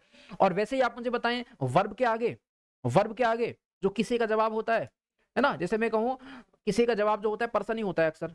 तो मैंने ये बात शुरुआत में आपको बताई थी कि मेन वर्ब के बाद में जो किसी का जवाब आता है वो कौन सा होता है, इनडायरेक्ट ऑब्जेक्ट होता है। तो यहाँ पर ये ऑब्जेक्ट तो है लेकिन कौन सा वाला ऑब्जेक्ट है, इनडायरेक्ट। तो ये मोहन क्या है, नाउन ही तो है, किसी का नाम है, तो ये नाउन है। अब मैं आपसे पूछता हूं कि नाउन का कौन सा केस है, तो आपका आंसर होगा, आपका आंसर होगा ऑब्जेक्टिव केस। आपका आंसर होगा ऑब्जेक्टिव केस। वैसा ही बात है कि अगर ये ऑब्जेक्ट है तो ऑब्जेक्टिव केस होगा। लेकिन ऑब्जेक्टिव केस में भी कौन सा वाला, क्योंकि दो होते हैं ना, एक होता है डायरेक्ट ऑब्जेक्ट एक्यूजेटिव केस और एक होता है इनडायरेक्ट ऑब्जेक्ट डेटिव केस। तो मैंने पूछा कि अगर ये ऑब्जेक्ट है तो किस केस का है, तो आप कहेंगे ये इनडायरेक्ट ऑब्जेक्ट है, इनडायरेक्ट ऑब्जेक्ट, तो ये होगा डेटिव केस। ये क्या होगा आपका, डेटिव केस भी आप इसको कह सकते हो। क्या कह सकते हो, डेटिव केस आप इसको कह सकते हो। आगे मैंने देखा, आप मुझे बताइए यहां पर वर्ब के पीछे सब्जेक्टिव केस नाउन का, और वर्ब के आगे मैंने कहा अगर उसने खरीदा तो क्या खरीदा, और क्या के जवाब में जो आता है वो कौन होता है भाई, डायरेक्ट ऑब्जेक्ट। और डायरेक्ट ऑब्जेक्ट नाउन का कौन सा केस होता है, तो आप कहेंगे डायरेक्ट ऑब्जेक्ट नाउन का एक्यूजेटिव केस होता है। कौन सा केस, एक्यूजेटिव केस। ये हो जाएगा आपका कौन सा केस बताइए भाई, एक्यूजेटिव केस हो जाएगा। तो इस तरीके से अगर डायरेक्ट ऑब्जेक्ट की बात होती है तो एक्यूजेटिव केस, और अगर इनडायरेक्ट ऑब्जेक्ट की बात होती है तो डेटिव केस, और सब्जेक्ट की बात होती है तो सब्जेक्टिव केस। आगे देखो जरा इसके बाद में चलिए जी एक एग्जांपल मैं आपको और देता हूं। Example number 3। मैंने कहा, मैंने कहा मोहन कोमा, ये कोमा है, Mohan comma play the game, play the game. और अगर मैंने इसी को कहा होता आपसे कि मोहन कोमा इस बार नहीं होता और मैंने कहा प्लेज द गेम, तो आप इन दोनों एग्जांपल्स को ध्यान से देखिएगा। पहले में है कि मोहन, एक कोमे का यूज हमने किया है कि Mohan comma play the game, और दूसरे में कहा कि मोहन प्लेज द गेम। तो आप सोच के ये बताइएगा एग्जाम्पल नंबर 3 में जो यहाँ पर कोमा आया है ना, इसका मतलब ये है कि पहले हमने मोहन का नाम लिया। मान लीजिए मोहन आपके सामने है तो आपने कहा मोहन, आपने उसको संबोधित किया, आपने उसका नाम लेकर के पुकारा, मोहन उस बात को सुनेगा। अब जब मोहन सुनेगा तो आपने इंपेरेटिव वाक्य बोला कि play the game, game Khelo, Mohan game खेलो। तो इसका मतलब सामने बैठा मोहन उस बात को सुनेगा, आप उसको संबोधित कर रहे हैं, ठीक है। और अगर आप यहाँ पर कोमे का यूज नहीं कर रहे तब तो ये सिंपल प्रेजेंट इंडेफिनिट का वाक्य है कि भाई ये वर्ब हो गई और वर्ब से पहले ये आपका सब्जेक्ट हो गया। तो ये अंतर समझ लीजिएगा कि अगर कोमा लगा दिया जाता है तो वहां पर वो नाउन का कौन सा केस बनता है, नाउन का आपका केस बनता है कौन सा, ये जो हमने देखा था कौन सा वाला था, ये था आपका नाउन का, ठीक है। नाउन का कौन सा केस था, वोकेटिव केस, जहां पर हम वोकेशन करते हैं, जहां पर हम किसी को संबोधित करते हैं। तो देखो जरा तीसरे में आप कहेंगे यहां पर कोमे का यूज हुआ है, तो इसका मतलब संबोधित किया, पहले पहले मोहन का नाम लेकर के उसको पुकारा, उसको संबोधित किया। तो ये जो आपका केस है मोहन, ये वाला ये वाला ये वाला, ये कौन सा केस है आपका, नाउन का वोकेटिव केस। कौन सा केस, वोकेटिव केस है ना, ये है आपका वोकेटिव केस। जैसे मान लो अगर मैं ये कह देता, अगर मैं आपसे ये कह देता कि brother, brother please help me, brother please help me, तो आप खुद यहां पर सोचो कि ब्रदर के बाद में कोमा लगाया, तो इसका मतलब जो ब्रदर सामने बैठा था पहले हमने उसको पुकारा और ब्रदर ने वो बात सुनी और फिर आपने आगे की बात बोली। तो इसका मतलब ब्रदर बोल करके पहले आपने संबोधित किया। तो ये कौन सा केस है बताओ, वोकेटिव केस। ये कौन सा केस है, वोकेटिव केस। और वैसे मैंने कहा मोहन प्लेज द गेम, तो यहां तो कोई दिक्कत वाली बात ही नहीं है। आप कहेंगे ये वर्ब है और वर्ब से पहले सब्जेक्ट आता है, तो सब्जेक्टिव केस का मतलब ये हो गया आपका कौन सा केस, सब्जेक्टिव केस। तो यहाँ तो नॉर्मल सी बात है, कोई सब्जेक्टिव केस हो जाता है। और एक और देख लो जरा, अगर मैं आपसे कहूं एग्जाम्पल नंबर 6 में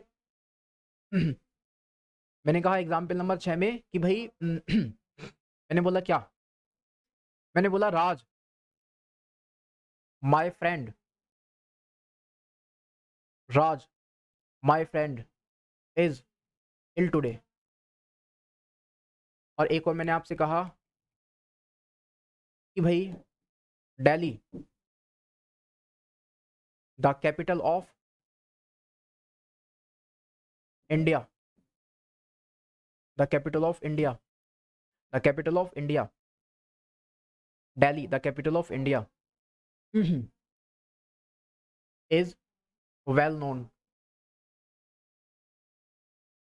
चलिए भाई, तो एग्जाम्पल आपके सामने है। मैंने कहा आपसे कि भाई अगर मैंने सिर्फ वाक्य इतना बोलता कि राज इज इल टुडे, मैं केवल सामने वाले पर्सन से ये कहता कि राज इज इल टुडे, तो सामने वाला पर्सन राज के बारे में जानता नहीं था, उसको पता नहीं था कि राज कौन है। तो मैंने यहां पर ये बोला कि राज, राज माय फ्रेंड, जो कि मेरा फ्रेंड है, राज जो कि मेरा फ्रेंड है, वो आज बीमार है। तो आपकी समझ में एक बात आई कि यहाँ पर अगर इस इंफॉर्मेशन को हम लोग मिस कर देते, अगर हम इस इंफॉर्मेशन को मिस कर देते, ये वाली इंफॉर्मेशन को मिस कर देते, केवल इतना बोलते कि राज इज इल टुडे, कि राज आज बीमार है, तो हम जिससे ये बात बोल रहे थे वो पर्सन नहीं जानता था कि राज कौन है। तो हमने उस बात को क्लियर किया, हमने इस पीछे वाले नाउन को, ये नाउन है ना, ये जो नाउन है, तो हमने इस पीछे वाले नाउन की विशेषता बताई किसके द्वारा, किसके द्वारा, माय फ्रेंड के द्वारा। हमने एक नाउन बोला, सामने वाला पर्सन उसके बारे में जानता नहीं था, तो हमने क्या किया, हमने उसको मतलब एक तरीके से विशेषता बताने के लिए उसके साथ में एक वर्ड ऐड कर दिया। वो वर्ड पीछे वाले नाउन की विशेषता बता रहा था या फिर उसके बारे में कोई एक्स्ट्रा इन्फॉर्मेशन को ऐड कर रहा था। तो यहां से हमारे बात एक बात समझ में आती है कि एक दूसरा नाउन जब आप ऐड कर देते हो तो पीछे वाले नाउन को ही डिस्क्राइब कर रहा होता है या फिर उसी की विशेषता बता रहा होता है। तो ऐसे में वो नाउन का कौन सा केस कहलाता है, नाउन का एपोजिटिव केस कहलाता है, या फिर आप उसी को नाउन इन अपोजिशन भी कह देते हैं। तो आप इसको देख लो। ऐसे यहां पर अगर मैं केवल कहता कि दिल्ली इज वेल नोन, कि दिल्ली के बारे में सबको पता है, लेकिन अगर कोई पर्सन ऐसा भी है जो दिल्ली के बारे में भी नहीं जानता, तो हम क्या कहेंगे, दिल्ली जो कि भारत की कैपिटल है, तो वो समझ जाएगा कि उस दिल्ली की बात हो रही है। अच्छा, क्योंकि उसको पता होगा कि भाई दो चार दिल्ली और भी है, तो वो समझ जाएगा कि इस दिल्ली की बात हो रही है, अच्छा, जो भारत की कैपिटल है। तो यहाँ पर आप देखो कि यहाँ पर एक नाउन है, नाउन की विशेषता बताने के लिए या फिर नाउन के बारे में एक्स्ट्रा इन्फॉर्मेशन ऐड करने के लिए हमने एक और चीज यहाँ पर ऐड कर दी। वो क्या है, ये पूरा हमने ऐड कर दिया। ठीक है, तो ये बन जाएगा आपका क्या, noun in opposition, noun in opposition. और वैसे ही मैंने यहां पर कहा, ये भी क्या है बताइएगा, noun in opposition, APPOSITION opposition. तो उम्मीद करता हूं कि सारी चीज आपको समझ में आ गई होगी कि अगर एक नाउन की विशेषता आगे वाला कोई वर्ड बताए तो वो नाउन इन अपोजिशन। और अगर हम किसी का नाम लेकर के, ठीक है, नाम लेकर के पहले उसको संबोधित करें फिर कुछ बोले, कोमा लगा दें, तो वो नाउन का कौन सा केस होता है, वोकेटिव केस। और अगर सब्जेक्ट की जगह पर नाउन आता है तो नाउन का कौन सा केस होता है, सब्जेक्टिव केस, या फिर उसी का दूसरा नाम कौन सा होता है, नॉमिनेटिव केस। और अगर अगर कहीं पर नाउन सेंटेंस में ऑब्जेक्ट की पोजीशन पर आता है तो ऑब्जेक्टिव केस। अब उसमें भी डबल पार्ट बढ़ गए, कौन से, अगर वो डायरेक्ट ऑब्जेक्ट की पोजीशन पर आता है तो एक्यूजेटिव केस, और अगर वो इनडायरेक्ट ऑब्जेक्ट की पोजीशन पर आता है तो वोकेटिव केस। चलो, अब एक खास और सबसे इंपॉर्टेंट, सबसे ज्यादा जरूरी, जिससे ज्यादा क्वेश्चन पूछे जाते हैं, वो है आपका नाउन का पजेसिव केस। उसको समझते हैं जरा। नाउन का कौन सा केस, पजेसिव केस, तो देखो जरा। तो यहां पर जानो, नोट करके लिखो जरा, नोट करके लिखो, नोट नंबर 1, नोट नंबर 1। जब भी हिंदी में का की के शब्द आते हैं तो पजेसिव केस आता है। तो अगर हिंदी में कहीं पर आपको देखने को मिलेगा का, की या फिर के, तो मेरा क्वेश्चन है कि इसको इंग्लिश में हम लोग कैसे बोलेंगे। तो आपने नोटिस किया होगा, इसको इंग्लिश में बोलने के जो तरीके होते हैं ना, वो एक तरीका तो होता है हमारे पास में एपोस्ट्रोफी एस, क्या होता है, एपोस्ट्रोफी एस, ये तरीका होता है। और एक तरीका होता है हमारे सामने ऑफ पैटर्न, क्या तरीका होता है, ऑफ पैटर्न, वहां पर हम लोग ऑफ का प्रयोग करते हैं। एक तरीका और भी होता है, वो होता है आपका नाउन कंपाउंड। कौन सा होता है, नाउन कंपाउंड, नाउन कंपाउंड, वो तरीका होता है आपका नाउन कंपाउंड। तो 3 तरीके हैं बेसिकली, देख लो आप, देख लो आप एक बार। अगर मैंने ये कहा कि का, राज का पेन, तो इसका मतलब पेन पर अधिकार किसका है, राज का, और ये केस कौन सा हो जाएगा, पजेसिव केस। अब इसको बोलने के तरीके क्या है, राज का पेन, इसमें आप ऑफ लगाएं कि द पेन ऑफ राज, या फिर आप एपोस्ट्रोफी एस लगाएं कि राज इज पेन, ये जानना है हमको। तो बहुत ही बेसिक सी बात है, आप पहले से भी जानते आए होंगे कि एपोस्ट्रोफी एस कहां पर आता है, ये आता है आपका विद लिविंग। पहली चीज वो लिविंग होना चाहिए जिसके साथ आप एपोस्ट्रोफी एस लगा रहे हो। जैसे मैंने कहा घर की दीवार, तो घर जो है वो दीवार पर अधिकार दिखा रहा है, लेकिन जीवित प्राणी तो नहीं है, तो घर के साथ में हम लोग नहीं लगा पाएंगे एपोस्ट्रोफी एस। मैंने कहा मुकेश का पेन, तो पेन पर अधिकार किसका है, मुकेश का, मुकेश तो जीवित प्राणी है, तो यहां पर हम लोग लगा सकते हैं। तो पहली कंडीशन क्या है कि एपोस्ट्रोफी एस कहां पर आएगा, विद लिविंग, वो जीवित होना चाहिए। और दूसरी कंडीशन विद मूविंग, मूविंग भी होना चाहिए। वो एक जगह से दूसरी जगह पर मूव कर पाता हो। जैसे मैंने कहा कि आम का पेड़, तो पेड़ कोई भी वो अपनी जगह से दूसरी जगह पर मूव नहीं कर सकता। हालांकि ये बात तो सही है कि भाई जो पेड़ पौधे होते हैं वो सांस लेते हैं, जीवित प्राणी तो होते हैं, है ना भाई, प्राणी नहीं, वहां पर पौधे होते हैं, मतलब पेड़ होते हैं, तो जो पेड़ पौधे होते हैं वो सांस लेते हैं, तो जीवित तो हैं भाई, जीवित तो हैं, लिविंग है, लेकिन वो मूव नहीं कर सकते, एक जगह से दूसरी जगह पर चल नहीं सकते। तो पेड़ पौधों के साथ में भी हम लोग एपोस्ट्रोफी का प्रयोग नहीं करते। किसका करते हैं फिर जानेंगे अभी। तो देखो जरा, एपोस्ट्रोफी एस का प्रयोग कहां पर होगा? पहली कंडीशन वो जीवित हो और दूसरी कंडीशन वो चलता फिरता हो। बात करें अगर ऑफ पैटर्न की, तो यहां कोई कंडीशन नहीं है, ये सभी के साथ में आ जाता है, सभी के साथ में, सभी के साथ में आ जाता है, ये आपका सभी के साथ में आ जाता है। और नाउन कंपाउंड तो आप जानते हैं, जैसे बना लेते हैं हम लोग, जैसे मैंने कहा कि भाई plastic bag, PLASTIC, plastic bag. तो जैसे आप देखिएगा अभी, प्लास्टिक का बैग, प्लास्टिक का बैग, तो का शब्द तो आ गया यहाँ पर, है कि नहीं आया? प्लास्टिक का बैग। लेकिन उस का शब्द के लिए ना तो हमने एपोस्ट्रोफी एस यूज किया और ना ही हमने ऑफ लगाया, तो यहां पर इसको नाउन कंपाउंड कह देंगे। कुछ केस में हम लोग नाउन कंपाउंड बना लेते हैं जहां पर बिना एपोस्ट्रोफी लगाए, बिना एपोस्ट्रोफी एस लगाए और बिना ऑफ लगाए हम लोग जो है पोजीशन शो कर देते हैं, वो तरीका होता है नाउन कंपाउंड का। तो जैसे मान लो मैंने कहा कि भाई गार्डन चेयर, मैंने कहा गार्डन चेयर, तो हम जानते हैं गार्डन की चेयर, इसका हिंदी मीनिंग क्या है आपका? गार्डन की चेयर। तो यहाँ पर आप गार्डन के ऊपर एपोस्ट्रोफी एस भी हमने नहीं ऐड किया और ना ही कोई ऑफ लगाया, फिर भी ये नाउन कंपाउंड की हेल्प से एक वर्ड बन गया, और ये क्या है आपका? गार्डन की चेयर। तो जानते हैं कि नाउन कंपाउंड बेसिकली लगाते कहाँ पर है, और ये ऑफ पैटर्न और इसके बारे में जानते हैं। चलो देखो जरा एक बार,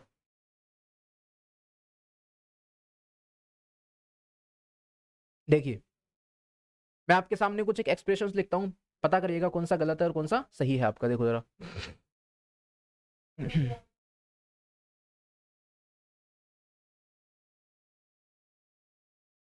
चलिए देखो जरा, मैं आपके सामने एक्सप्रेशन लिखता हूँ।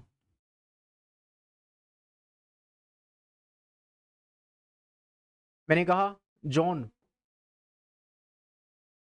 पेन, पता नहीं कि सही की गलत। और मैंने कहा द पेन ऑफ जॉन, और एक मैंने कहा खाली जॉन पेन। एक मैंने आपसे कहा हाउस इज पेंटिंग, घर की पेंटिंग। और एक मैंने कहा the painting of the house. और एक मैंने आपसे कहा हाउस पेंटिंग। ठीक है, एक ही मैंने बोला। और इसके बाद में एक और मैंने आपसे कहा लोयंस डैन, शेर की गुफा, लोयन Dan the Dan of the लोयन। और एक मैंने कहा आपसे इंसेक्ट्स लाइफ। एक मैंने कहा बर्ड बीक,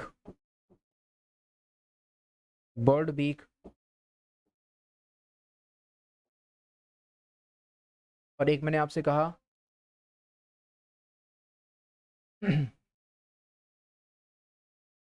टेबल्स लैग। एक मैंने बोला the legs of the table. और एक मैंने आपसे कहा टेबल लैग। ठीक है, टेबल लैग। और वहीं पर एक मैंने आपसे बोला एक मैंने आपसे बोला, देखिए एक मैंने आपसे कहा मार्कर कलर, COLOR कलर। ठीक है, और रवीज हाउस। चलो, तो ये एक्सप्रेशन आपके सामने, जरा एक बार देखें, ध्यान से देखें इन एक्सप्रेशंस को और कोशिश करें कि यहाँ पर आपका क्या आने वाला है। वही कंडीशन मैं आपको फिर से एक बार बता दूं कि एपोस्ट्रोफी एस जो आता है वो तब आता है जब जो अधिकार दिखाने वाला है वो जीवित भी होना चाहिए और मूविंग भी होना चाहिए। जैसे मैंने कहा मोहन की कार, तो इसका मतलब कार पर अधिकार किसका है, कार पर पोजीशन किसका है, मोहन का। तो क्या मोहन जीवित है, जीवित प्राणी है। क्या मोहन मूव कर सकता है, चल सकता है मोहन। तो इसका मतलब वहां पर एपोस्ट्रोफी एस लगा सकते हैं। एपोस्ट्रोफी एस जीवित प्राणी पर आएगा प्लस मूविंग पर आएगा। और अगर बात की जाए ऑफ की, तो ऑफ भी पोजीशन दिखाता है। ऑफ का मतलब भी वही होता है का, की या फिर के। लेकिन ऑफ कब आता है, वो तब आता है जब मतलब वहां कोई कंडीशन है ही नहीं। ऑफ तो सभी के साथ में आ जाता है, और वो जीवित के साथ भी आ जाता है, निर्जीव के साथ भी आ जाता है, सजीव सब के साथ में आ जाता है। ठीक है। और यहाँ पर क्या कंडीशन है, नाउन कंपाउंड। तो इसको आप समझ लो एक बार। जैसे मैंने कहा कि भाई नाउन कंपाउंड भी पोजीशन शो कर देता है। तो नाउन कंपाउंड जो पोजीशन शो करता है ना, ये निर्जीव के साथ में करता है। आप यहां पर देखो, जैसे मैंने कहा प्लास्टिक बैग, तो प्लास्टिक का बैग। अब यहां पर कोई प्लास्टिक जीवित प्राणी तो है नहीं कि बैग पर जो है प्लास्टिक का अधिकार है, नहीं। तो जीवित प्राणी तो नहीं है, तो ये निर्जीव है। तो जब भी एक निर्जीव वस्तु होती है, तो वहां पर आप नाउन कंपाउंड भी लगा सकते हैं, समझ रहे हैं। तो निर्जीव के साथ में आप ऑफ भी लगा सकते हैं और नाउन कंपाउंड भी लगा देते हैं। कहीं कहीं पर नहीं लगता है, तो एग्जाम्पल के थ्रू हम लोग समझेंगे कहां पर नहीं लगता है। बट फिलहाल मैं आपको जनरल सी कंडीशन बता रहा हूं कि अगर कहीं पर आप किसी भी निर्जीव के साथ में, अगर आप कहीं पर किसी भी निर्जीव के साथ में पोजीशन नहीं कोई भी एपोस्ट्रोफी एस या ऑफ वगैरह नहीं ऐड करते, कुछ भी ऐड नहीं करते, तब भी वो पोजीशन हो जाता है। किस चीज के थ्रू हो जाता है, नाउन कंपाउंड के थ्रू। तो देखो जरा, अब देखो, जोन्स पेन, पेन पर जोन का अधिकार है। जोन तो जीवित प्राणी है, तो सही है, बिल्कुल सही। मैंने कहा द पेन ऑफ जोन, जब ऑफ पैटर्न आ जाए तो वो मोस्टली सभी के साथ में आ जाता है। ऑफ के बारे में तो सोचना ही नहीं, ऑफ गलत होता ही नहीं, तो यहां पर ये सही है। फिर मैंने कहा जोन पेन, अब जोन का पेन है, तो ना तो एपोस्ट्रोफी एस है और ना ही ऑफ है, ये तो गलत ही है, तो ये आपका गलत हो जाएगा। फिर मैंने कहा हाउस इज होस, अच्छा, हाउस इज पेंटिंग, घर की दीवार। ठीक है, तो ये है आपका हाउस इज पेंटिंग मीन्स घर की दीवार। तो आप यहां पर देखो, हाउस जीवित प्राणी है, नहीं है, तो एपोस्ट्रोफी आ सकता है, नहीं आ सकता। फिर मैंने कहा the painting of the house, of तो आ सकता है, सभी के साथ में आ सकता है भाई, जीवित के साथ भी और जो जीवित नहीं है उसके साथ भी, तो ये तो आपका सही है। फिर मैंने कहा हाउस पेंटिंग, अब आप मुझे बताएं हाउस पेंटिंग, तो यहां पर हाउस जीवित प्राणी नहीं था, तो हाउस के साथ में हम लोग एपोस्ट्रोफियस तो नहीं लगा सकते, ऑफ लगा सकते हैं। लेकिन क्या मैंने अभी नहीं बताया, मैंने ये भी बताया नाउन कंपाउंड का मतलब ना तो एपोस्ट्रोफियस यूज करो ना ही ऑफ यूज करो, दोनों में से कुछ भी यूज किए बिना आप पोजीशन शो कर पाते हैं। किसकी हेल्प से कर पाते हैं, नाउन कंपाउंड। और ये कहां लगता है, केवल ये वस्तुओं के साथ में, मतलब ये निर्जीव के साथ में लगता है, पर्सन के साथ में नहीं लगता। तो यहां पर आप मुझे बताओ, हाउस पेंटिंग, हाउस की पेंटिंग, तो यहां पर की शब्द के लिए ना तो ऑफ आया ना ही एपोस्ट्रोफी एस आया, मतलब एपोस्ट्रोफी एस नहीं आया। लेकिन फिर भी ये सही माना जाएगा, क्यों, क्योंकि निर्जीव है, और निर्जीव में आप नाउन कंपाउंड की हेल्प से पोजीशन शो कर लेते हैं, मतलब कुछ भी नहीं लगाए तब भी मान लिया जाता है वो सही है, तो ये आपका सही है। ठीक है जी, आगे देखो, लोयंस डैन, शेर एक जीवित प्राणी है, तो एपोस्ट्रोफी एस आ सकता है। लोयन डैन, अब बिना कुछ किए पोजीशन शो होना नाउन कंपाउंड की हेल्प से, जीवित प्राणी के लिए नहीं है, वो सजीव के लिए नहीं है, वो केवल निर्जीव के लिए है। तो मैंने कहा कि भाई शेर की गुफा, शब्द यहां पर क्या है आपका, की के लिए ना तो एपोस्ट्रोफी एस है ना ओ पैटर्न है, तो ये तो गलत हो जाएगा। ठीक है, सही तो तब होता अगर अगर वो कोई निर्जीव वस्तु होती, तो वहां पर वो नाउन कंपाउंड की हेल्प से सही मान लिया जाता। आगे देखो, मैंने कहा the Dan of the लोयन, of तो सभी के साथ में सही है, सही है। फिर मैंने कहा इंसेक्ट लाइफ, इंसेक्ट मतलब कीड़े, कीड़ों का जीवन, कीड़ों की लाइफ, तो कीड़े कौन है, जीवित प्राणी, सांस ले सकते हैं, चल फिर सकते हैं, तो यहां पर आप एपोस्ट्रोफी एस को सही मानेंगे। फिर मैंने कहा बर्ड्स बीक, पक्षी की चोंच, पक्षी जीवित प्राणी है, मूव कर सकते हैं, तो एपोस्ट्रोफी एस सही मान लेंगे। बर्ड बीक कोई पोजीशन नहीं है, गलत है। ठीक है, आगे देखिएगा टेबल स्लैग, टेबल निर्जीव वस्तु है, एपोस्ट्रोफी एस नहीं आ सकता। ऑफ तो सभी के साथ में आ जाता है, चाहे वो सजीव हो चाहे वो निर्जीव हो, सही है। फिर मैंने कहा टेबल लैग, तो देखिएगा टेबल लैग, टेबल की लैग, तो यहां पर पोजीशन शो करने के लिए एपोस्ट्रोफी एस भी नहीं है और ऑफ पैटर्न भी नहीं है, लेकिन फिर भी सही है, क्यों, क्योंकि यहां पर इसको नाउन कंपाउंड मान लेंगे हम लोग, नाउन कंपाउंड की हेल्प से आप यहां पर पोजीशन शो कर सकते हैं, और ये सही है। आगे देखो मार्कर्स कलर, तो मार्कर का कलर, एपोस्ट्रोफी एस आ सकता है, मार्कर पर नहीं आ सकता क्योंकि ये जीवित नहीं है, तो ये आपका गलत है। रवीज हाउस, रवि जीवित प्राणी है तो आ सकता है, तो यहाँ पर ये आपका सही हो जाएगा। तो उम्मीद करता हूँ कि सारे चीज़ें जो हमने समझी, जो हमने जानी, वो आपको अच्छे से समझ में आई होंगी। इसी में एक बात और समझो, अगर मैं ये कह देता हूँ, अगर इसी में मैंने आपसे कहा मैंगो ट्री, और मैंने कहा मैंगो ट्री, एक मैंने आपसे कहा रोजेज प्लांट, और एक मैंने आपसे कहा रोज प्लांट, तो जरा आप एक बार ध्यान से चार जो ऑप्शन है इनको आप दोबारा से देखो। पहले में है कि मैंगोज ट्री, मैंगो का पेड़। तो मैंने आपको अभी बताया था कि एपोस्ट्रोफी एस वहां पर आएगा, वो जीवित भी होना चाहिए, तो पेड़ जीवित तो है, लेकिन साथ साथ में मूविंग भी होना चाहिए, तो पेड़ एक जगह से दूसरी जगह पर मूव नहीं कर पाते। तो यहाँ पर आपका किसी भी पेड़ पौधे या फिर किसी भी पौधा हो कोई, ठीक है, कोई पौधा हो छोटा सा या फिर कोई पेड़ हो, तो उनके साथ में आप एपोस्ट्रोफी एस का यूज नहीं कर पाएंगे, क्योंकि वो जीवित तो है लेकिन वो मूव नहीं कर सकते एक जगह से दूसरी जगह पर। अगला है आपके सामने मैंगो ट्री। एपोस्ट्रोफी एस यहाँ पर नहीं लगाया, लेकिन सही है, आप चाहें तो यहाँ पर ऑफ लगा सकते हैं, कोई दिक्कत नहीं, ये भी सही है। आगे देखो रोजेस प्लांट, तो प्लांट है, पौधा है, यहाँ भी नहीं आ पाएगा एपोस्ट्रोफी एस, क्योंकि ये भी मूव नहीं कर पाता अपनी जगह से। और मैंने कहा रोज प्लांट, ये सही है। इस बात को आप उम्मीद करता हूँ कि आपकी समझ में आई होगी और आप इसको अच्छे से समझ गए होंगे। एक छोटी सी बात और जानो इसी में, नोट नंबर 2 करके लिखेगा। अब आपको लिखना है इसमें क्या, नोट नंबर 2 करके। तो देखो जरा, नोट नंबर 2 में हमें क्या बात जाननी है। मैं आपके सामने एक्सप्रेशन लिखता हूं। मैंने कहा विकास पेन। तो मैं आपसे जानना चाहता हूं कि क्या ये एक्सप्रेशन आपका सही है। अब आपके मन में एक बात आएगी, क्या ये पेन पर अधिकार कौन दिखा रहा है, विकास दिखा रहा है, तो इसका मतलब विकास का पेन, का शब्द यहां पर आया और का शब्द के लिए हमने क्या लगा दिया, एपोस्ट्रोफी एस लगा दिया, जो कि सही है। क्यों, क्योंकि हम जीवित प्राणी पर एपोस्ट्रोफी एस लगा पाते हैं। पर एक गलती है। गलती क्या है कि एपोस्ट्रोफी एस तो हमने लगा दिया, लेकिन उसके पहले हमने चेक किया तो पहले भी एस दिया हुआ था, या फिर हिसिंग साउंड बोलते हैं कि जहां पर एस की कोई साउंड दी होती है उसको हिसिंग साउंड कहते हैं। तो अगर हम लोग बाद में एपोस्ट्रोफी एस ऐड कर रहे हैं जबकि उसमें एस वाली साउंड, हिसिंग साउंड पहले से दे रखी है, तो इसका मतलब ये है कि वो डबल 2 बार हम लोग को बोलनी पड़ेगी जो हिसिंग साउंड है। तो ऐसे में ना वो प्रोनाउंसिएशन गलत हो जाता है। तो अकॉर्डिंग टू जितने भी पर्सन हैं जो ग्रामरियंस हैं उनके हिसाब से क्या है कि भाई अगर कहीं पर आपको किसी वर्ड के किसी नाउन के अंत में पहले से एस दे रखा हो या फिर हिसिंग साउंड दे रखी हो, मतलब सा की साउंड होती है, ठीक है, तो वहां पर आपको एपोस्ट्रोफी एस ना लगा करके केवल एपोस्ट्रोफी लगाना होता है। देखो इस बात को चाहे आप लिख लो, यदि किसी नाउन के अंत में, यदि किसी नाउन के अंत में एस या हिसिंग साउंड दी हो, हिसिंग साउंड का मतलब एस वाली साउंड, एस या फिर हिसिंग साउंड दी हो, तब वहां एपोस्ट्रोफी एस की जगह एपोस्ट्रोफी का यूज किया जाता है, एपोस्ट्रोफी का यूज किया जाता है। तो काम की बात है, इसको देख लो एक बार कि अगर किसी नाउन के अंत में आपको एपोस्ट्रोफी मतलब एस पहले से दे रखा है, साउंड एस वाली है, तो वहां पर आपको एपोस्ट्रोफी के साथ एस नहीं लगाना, केवल एपोस्ट्रोफी लगाना है। देख लो जरा, तो ये एक्सप्रेशन मैं आपसे पूछता हूं तो आप कहेंगे गलत है। एक्सप्रेशन कैसा है आपका, गलत है। सही करोगे तो कैसे बोलोगे, आप बोलोगे VIKAS विकास पेन, इस तरीके से आपको यहाँ पर बोलना पड़ेगा, ठीक है। और ऑफ लगा दोगे, ऑफ में तो कोई गलती नहीं है, वो तो आ ही जाएगा, है ना।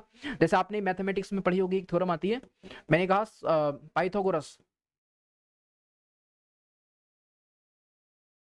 पाइथागोरस थ्योरम, है ना, पाइथागोरस थ्योरम। तो आप मुझे बताएं क्या गलती है। अक्सर हम लोग जब मैथ्स में इस चीज को पढ़ते हैं तो वहां पर तो हम लोग इस एपोस्ट्रोफी एस को या फिर एपोस्ट्रोफी को स्किप ही कर देते हैं, वहां पर जनरली मतलब ऐसे हम लोग बोलते हैं और ना ही लिखने की आदत होती है, लेकिन वास्तव में यहाँ पर पाइथागोरस की थ्योरम, तो की के लिए पोजीशन तो शो करना पड़ेगा, पोजीशन हमने लगा दिया एपोस्ट्रोफी एस, लेकिन एस पहले से था, तो यहाँ पर एपोस्ट्रोफी खाली लगाना था आपको, है ना। क्या लगाना था यहाँ पर आपको, खाली एपोस्ट्रोफी का यूज करना था। तो ये वाला जो एस है उसको आपको हटाना पड़ेगा, केवल बोलना पड़ेगा पाइथागोरस थ्योरम, केवल आपको ये वाला एपोस्ट्रोफी यहाँ पर लगाना है। ऐसे ही देखो आपने पढ़ा होगा Archimedes, ARCHEMEDES, Archimedes principal, PRINCIPL, Archimedes principal. Archimedes का सिद्धांत आपने पढ़ा होगा फिजिक्स में, तो यहां भी आपको नजर आया कि भाई आर्किमिडीज के अंत में एस दिया हुआ था और आपने फिर से एपोस्ट्रोफी एस लगा दिया, तो यहाँ पर गलती क्या है, ये आपको ऐसे हटाना पड़ेगा। आर्किमिडीज में केवल एपोस्ट्रोफी यूज करना है, ना कि एपोस्ट्रोफी एस यूज करना, ठीक है।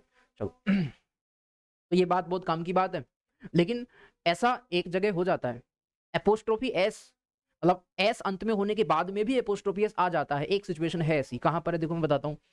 इसको जरा नोट नंबर 3 करके लिखो आप, नोट नंबर 3 करके लिखो,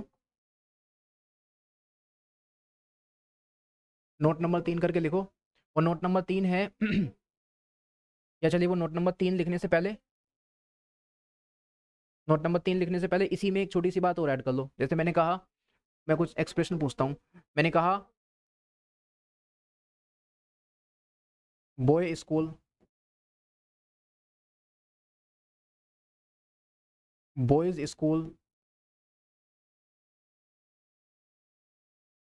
बॉयज स्कूल,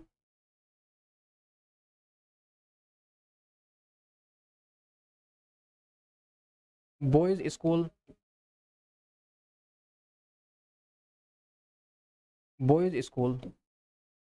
चलिए ये 5 एक्सप्रेशन आपके सामने, इनको आप एक बार बता दें देख करके। तो मैं आपसे कहता हूँ कि भाई अगर मैं आपसे ये कह रहा होता, मान लो मैंने कहा कि बॉय, अगर मैं आपसे ये कह रहा होता कि बॉयज कार, मैं कह रहा होता बॉयज कार, सही बात है, कोई दिक्कत नहीं है। क्यों? क्योंकि बॉय उस कार, जो जो बॉय है उस किसी कार का मालिक है, तो ठीक बात है, बॉयज कार हो सकता है। लेकिन अगर आप वहां पर देखोगे तो मैंने कहा बॉयज स्कूल, तो यहाँ पर बेसिकली ये पोजीशन की बात नहीं, ये मतलब एक तरीके से वो उसका मालिक नहीं है, बल्कि यहाँ पर क्या हो रहा है कि वो स्कूल जो है वो बॉयज का है, मतलब वहां पर बॉयज पढ़ने के लिए आते हैं, गर्ल्स नहीं आती।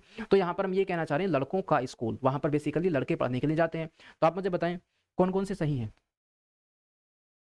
तो आप कहेंगे पोजीशन के लिए कुछ भी नहीं है, एपोस्ट्रोफी एस भी नहीं है और ऑफ भी नहीं है, तो वैसे ही गलत है ना।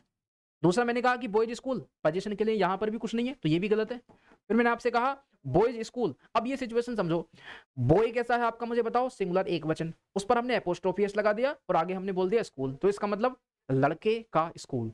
यहाँ पर एक लड़के के स्कूल की बात हो रही है, तो ये पॉसिबल नहीं है ऐसा। यहाँ पर तो पॉसिबल था कि बॉयज कार, बॉय की कार हो सकती है, लेकिन ये आपका जो सिचुएशन है वो प्रैक्टिकली पॉसिबल नहीं है, तो ये आपका गलत हो जाएगा। ठीक है, जब भी किसी संस्था की बात हो, स्कूल कॉलेज की बात हो, कंपनी की बात हो, तो ऐसे में वो किसी एक सिंगल पर्सन की नहीं होगी, है ना। हाँ, अगर ओनर की बात करी जाए कि भाई जो उसका ओनर है उसका ही नाम बता दे, तो वो अलग बात है। तो यहाँ पर ये बॉयज स्कूल गलत है। ये पॉसिबल था कि जो स्कूल है वो प्लूरल होना चाहिए था, स्कूल है वो ज्यादा उसमें बॉयज पढ़ने के लिए आते हैं, तो बॉय प्लूरल होना चाहिए था, है ना। तो यहां पर BOYS इसको तो प्लूरल कर दिया, लेकिन गलती क्या कर दी, एस होने के बाद में भी अपोस्ट्रोफी एस लगा दिया, तो ये भी आपका गलत है। तो सही कौन सा आपका, ये वाला। यहां पर आप देख लो एक बार कि भाई बॉयज को प्लूरल होना चाहिए था, प्लूरल है, अपोस्ट्रोफी एस नहीं बल्कि अपोस्ट्रोफी आना चाहिए था, तो वही है, बिल्कुल सही बात है ना। तो ये बात याद रखेगा, जब भी किसी संस्था की बात हो, स्कूल कॉलेज की बात हो, यूनिवर्सिटी की बात हो, कंपनी की बात हो, तो वो किसी सिंगल पर्सन के लिए नहीं होकर के वो एक प्लूरल सेंस में यूज किया जाता है। जैसे एक और बताता हूं, मान लो अगर मैंने आपसे ये कहा, अगर मैंने आपसे कहा गर्ल, गर्ल्स यूनिवर्सिटी, या मैंने आपसे कहा गर्ल यूनिवर्सिटी, या वहीं पर मैंने आपसे कहा गर्ल्स यूनिवर्सिटी, या वहीं पर मैंने आपसे कहा गर्ल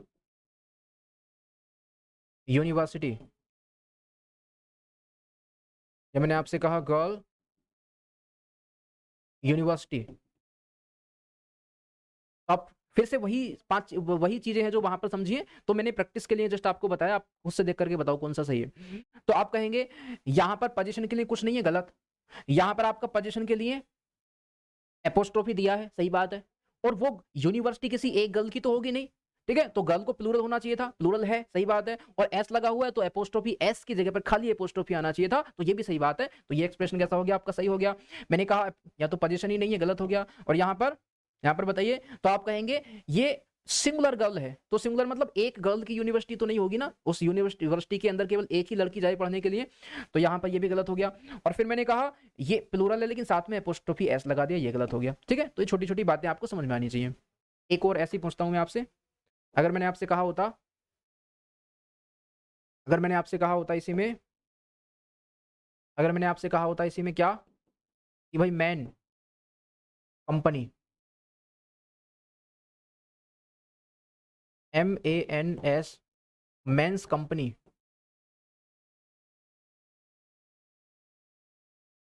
मेंस कंपनी,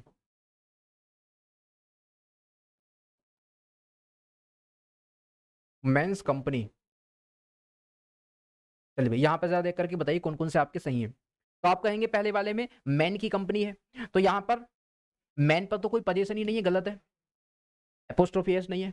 फिर मैंने कहा मैन के ऊपर पोजीशन है लेकिन वो कंपनी मैन सिंगल की नहीं होगी। जैसे मान लो मैंने कहा कि भाई वो आदमियों की कंपनी है, वहां पर औरतें नहीं जाती काम करने के लिए, तो यहाँ पर मैन है एक वचन सिंगुलर, तो वो कंपनी किसी एक पर्सन की नहीं होगी, है ना। तो यहाँ पर ये इस वजह से गलत है क्योंकि एक वचन नहीं मैन प्लूरल होना चाहिए था, तो ये भी आपका गलत हो गया। फिर मैंने कहा मेंस कंपनी, अंत में एस लगा हुआ है, फिर भी अपोस्ट्रोफी एस लगा दिया, ये गलत हो गया। अब आप देखो जरा, ये भी गलत है क्योंकि आप सबको पता है कि भाई मैन का जो प्लूरल होता है वो MANS नहीं होता बल्कि MEN होता है। तो यहाँ पर MANS अंत में एस दिया है और अपोस्ट्रोफी लगा दिया, वो बात तो सही है, लेकिन यहाँ पर मैन का प्लूरल ही गलत है, MEN यहाँ पर होना चाहिए था, तो ये भी यहाँ पर गलत है। तो सही क्या होगा बताओ भाई, सही क्या होगा फिर? क्या ये सही हो सकता है MEN मेंस कंपनी? बताइए सोच के, क्या ये सही हो सकता है? ये भी सही नहीं है। क्यों? क्योंकि यहाँ पर MEN मैन का प्लूरल हो गया। अब प्लूरल होने के बाद में क्या आना चाहिए था? एपोस्ट्रोफी। एपोस्ट्रोफी जो हम अब तक लगा रहे थे वो इस वजह से क्योंकि अंत में एस था, तो एपोस्ट्रोफी एस ना लगा करके हम लोग एपोस्ट्रोफी ऐड कर रहे थे। जबकि यहाँ पर आप देखो, यहाँ पर तो ना है, ना से तो यहाँ पर है ही नहीं, एस तो यहाँ पर है ही नहीं, तो अब यहाँ पर एपोस्ट्रोफी के साथ एस भी ऐड कर दो और ये आपका क्या हो जाएगा? सही हो जाएगा। तो यहाँ पर आपको बोलना है मेंस कंपनी। ऐसे ही चिल्ड्रन में भी एस नहीं आता, जैसे आपको मैंने कहा आपसे children CHILDREN children's, children's, children's school, children's school, ठीक है, ये सही हो जाएगा। तो आप ये छोटी छोटी बात को समझ लीजिएगा एक बार, ठीक है। चलिए आप इसका स्क्रीनशॉट लो, लिखो जल्दी से। ये हम जान लें पॉइंट नंबर 2 पर है, अभी पॉइंट नंबर 2 पर है हम लोग अभी। अभी लोग हम कहाँ पर हैं? पॉइंट नंबर 2 पर, पॉइंट नंबर 2 पर। चलिए तो ये हम लोग हैं पॉइंट नंबर 2 पर। इसी में एक छोटी सी बात ऐड कर लो, नोट नंबर 3 करके, नोट नंबर 3 करके, नोट नंबर 3 करके। नोट नंबर 3 में है कि पोएट नेम, अगर कोई पोएट का नेम ऐसा हो जिसके अंत में आपको एस देखने को मिल रहा हो, है ना, जिसके अंत में आपको एस देखने को मिल रहा हो, तो ग्रामेटिकली ये सही मान लिया जाता है। यहाँ पर अगर आप एपोस्ट्रोफी एस लगाओगे तो वो सिचुएशन यहाँ फॉलो नहीं होती है। जैसे मैं आपको फिर से बता दूं, जैसे मैंने कहा कि अगर किसी भी नाउन के अंत में आपको एस दिखेगा, तो हमने अभी जाना कि अगर नाउन के अंत में एस होता है तो वहां पर हम लोग एपोस्ट्रोफी एस लगाने की बजाय खाली एपोस्ट्रोफी लगाते हैं। लेकिन ये सिचुएशन कहाँ फॉलो नहीं होगी? ये सिचुएशन तब फॉलो नहीं होगी अगर वो किसी पोएट का नाम है। अब आप सोचेंगे कि भाई ऐसे कितने पोएट के नाम याद करने पड़ेंगे, तो एसएससी में अभी तक कुछ 1-2 पोएट का नाम रिपीट हुआ है, तो मैं आपको 3 पोएट के नाम बताता हूँ। नॉर्मली वो 3 पोएट ही हैं जो ज़्यादा रिपीट होते हैं, और वास्तव में वो 3 ही पोएट के नाम ऐसे हैं जिनके अंत में आपको एस दिखता है और फिर भी एपोस्ट्रोफी एस लगाते हैं। तो देखो कौन कौन से हैं। एक मैंने कहा डिकन, DICKENS, डिकन्स पोएट का नाम है। जॉन कीट्स है तो खाली कीट्स में ले लेता हूँ, KEATS कीट्स, है ना। एक यीट्स एक पोएट है, YEATS यीट्स, 3 पोएट हैं। और इन पोएट के नाम के अंत में आपको दिख रहा है कि भाई एस लगा हुआ है। तो अगर मुझे ये कहना है कि भाई इन पोएट की पोएट्री, तो की का मतलब पोजीशन, और पोजीशन के लिए क्या आना चाहिए था? Apostrophe S. लेकिन हम अभी पढ़ करके आए कि अगर अंत में एस लगा हुआ है तो वहां पर एपोस्ट्रोफी एस ना लग करके केवल एपोस्ट्रोफी लगेगा। लेकिन वो सिचुएशन यहाँ फॉलो होगी नहीं। क्यों नहीं होगी? क्योंकि ये पोएट का नाम है, ठीक है, पोएट का नाम है, वो भाषा में हेर फेर कर लेते हैं। भाई हम लोग नहीं कर पाएंगे, पोएट कर लेते हैं, ठीक है, उनकी गलती, ठीक है, उनकी गलती जायज है। तो डिकन्स, डिकन्स के अंत में एस है, फिर भी हम लोग एपोस्ट्रोफी एस लगा दें और बोल दें कि डिकन्स पोएट्री, डिकन्स पोएट्री, ये चल जाएगा, कोई गलती वाली बात नहीं है, ठीक है, क्योंकि उनकी गलती है, हमारी नहीं है।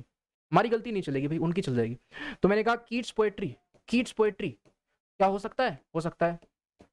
मैंने कहा यीट्स पोएट्री, यीट्स की पोएट्री, ये भी चल जाएगा जी, ठीक है। यहां अगर आपने एपोस्ट्रोफी एस ना लगा करके खाली एपोस्ट्रोफी लगा दिया, यहां वो गलत हो जाएगा, ठीक है। तो यहां पर आपको सिचुएशन समझनी पड़ेगी। अगर नॉर्मल किसी के साथ में, आपके साथ, हमारे साथ, किसी के साथ अगर आप भी किसी नाम के अंत में एस हो और आप एपोस्ट्रोफी एस लगा दो, गलत, वहां पर एपोस्ट्रोफी लगाना पड़ेगा। लेकिन ये 3 पोएट हैं, अगर इन 3 पोएट के नाम के अंत में एस दिखता ही है, कि दिख रहा है, तो इनके साथ में आपको एपोस्ट्रोफी एस भी ऐड करना पड़ेगा।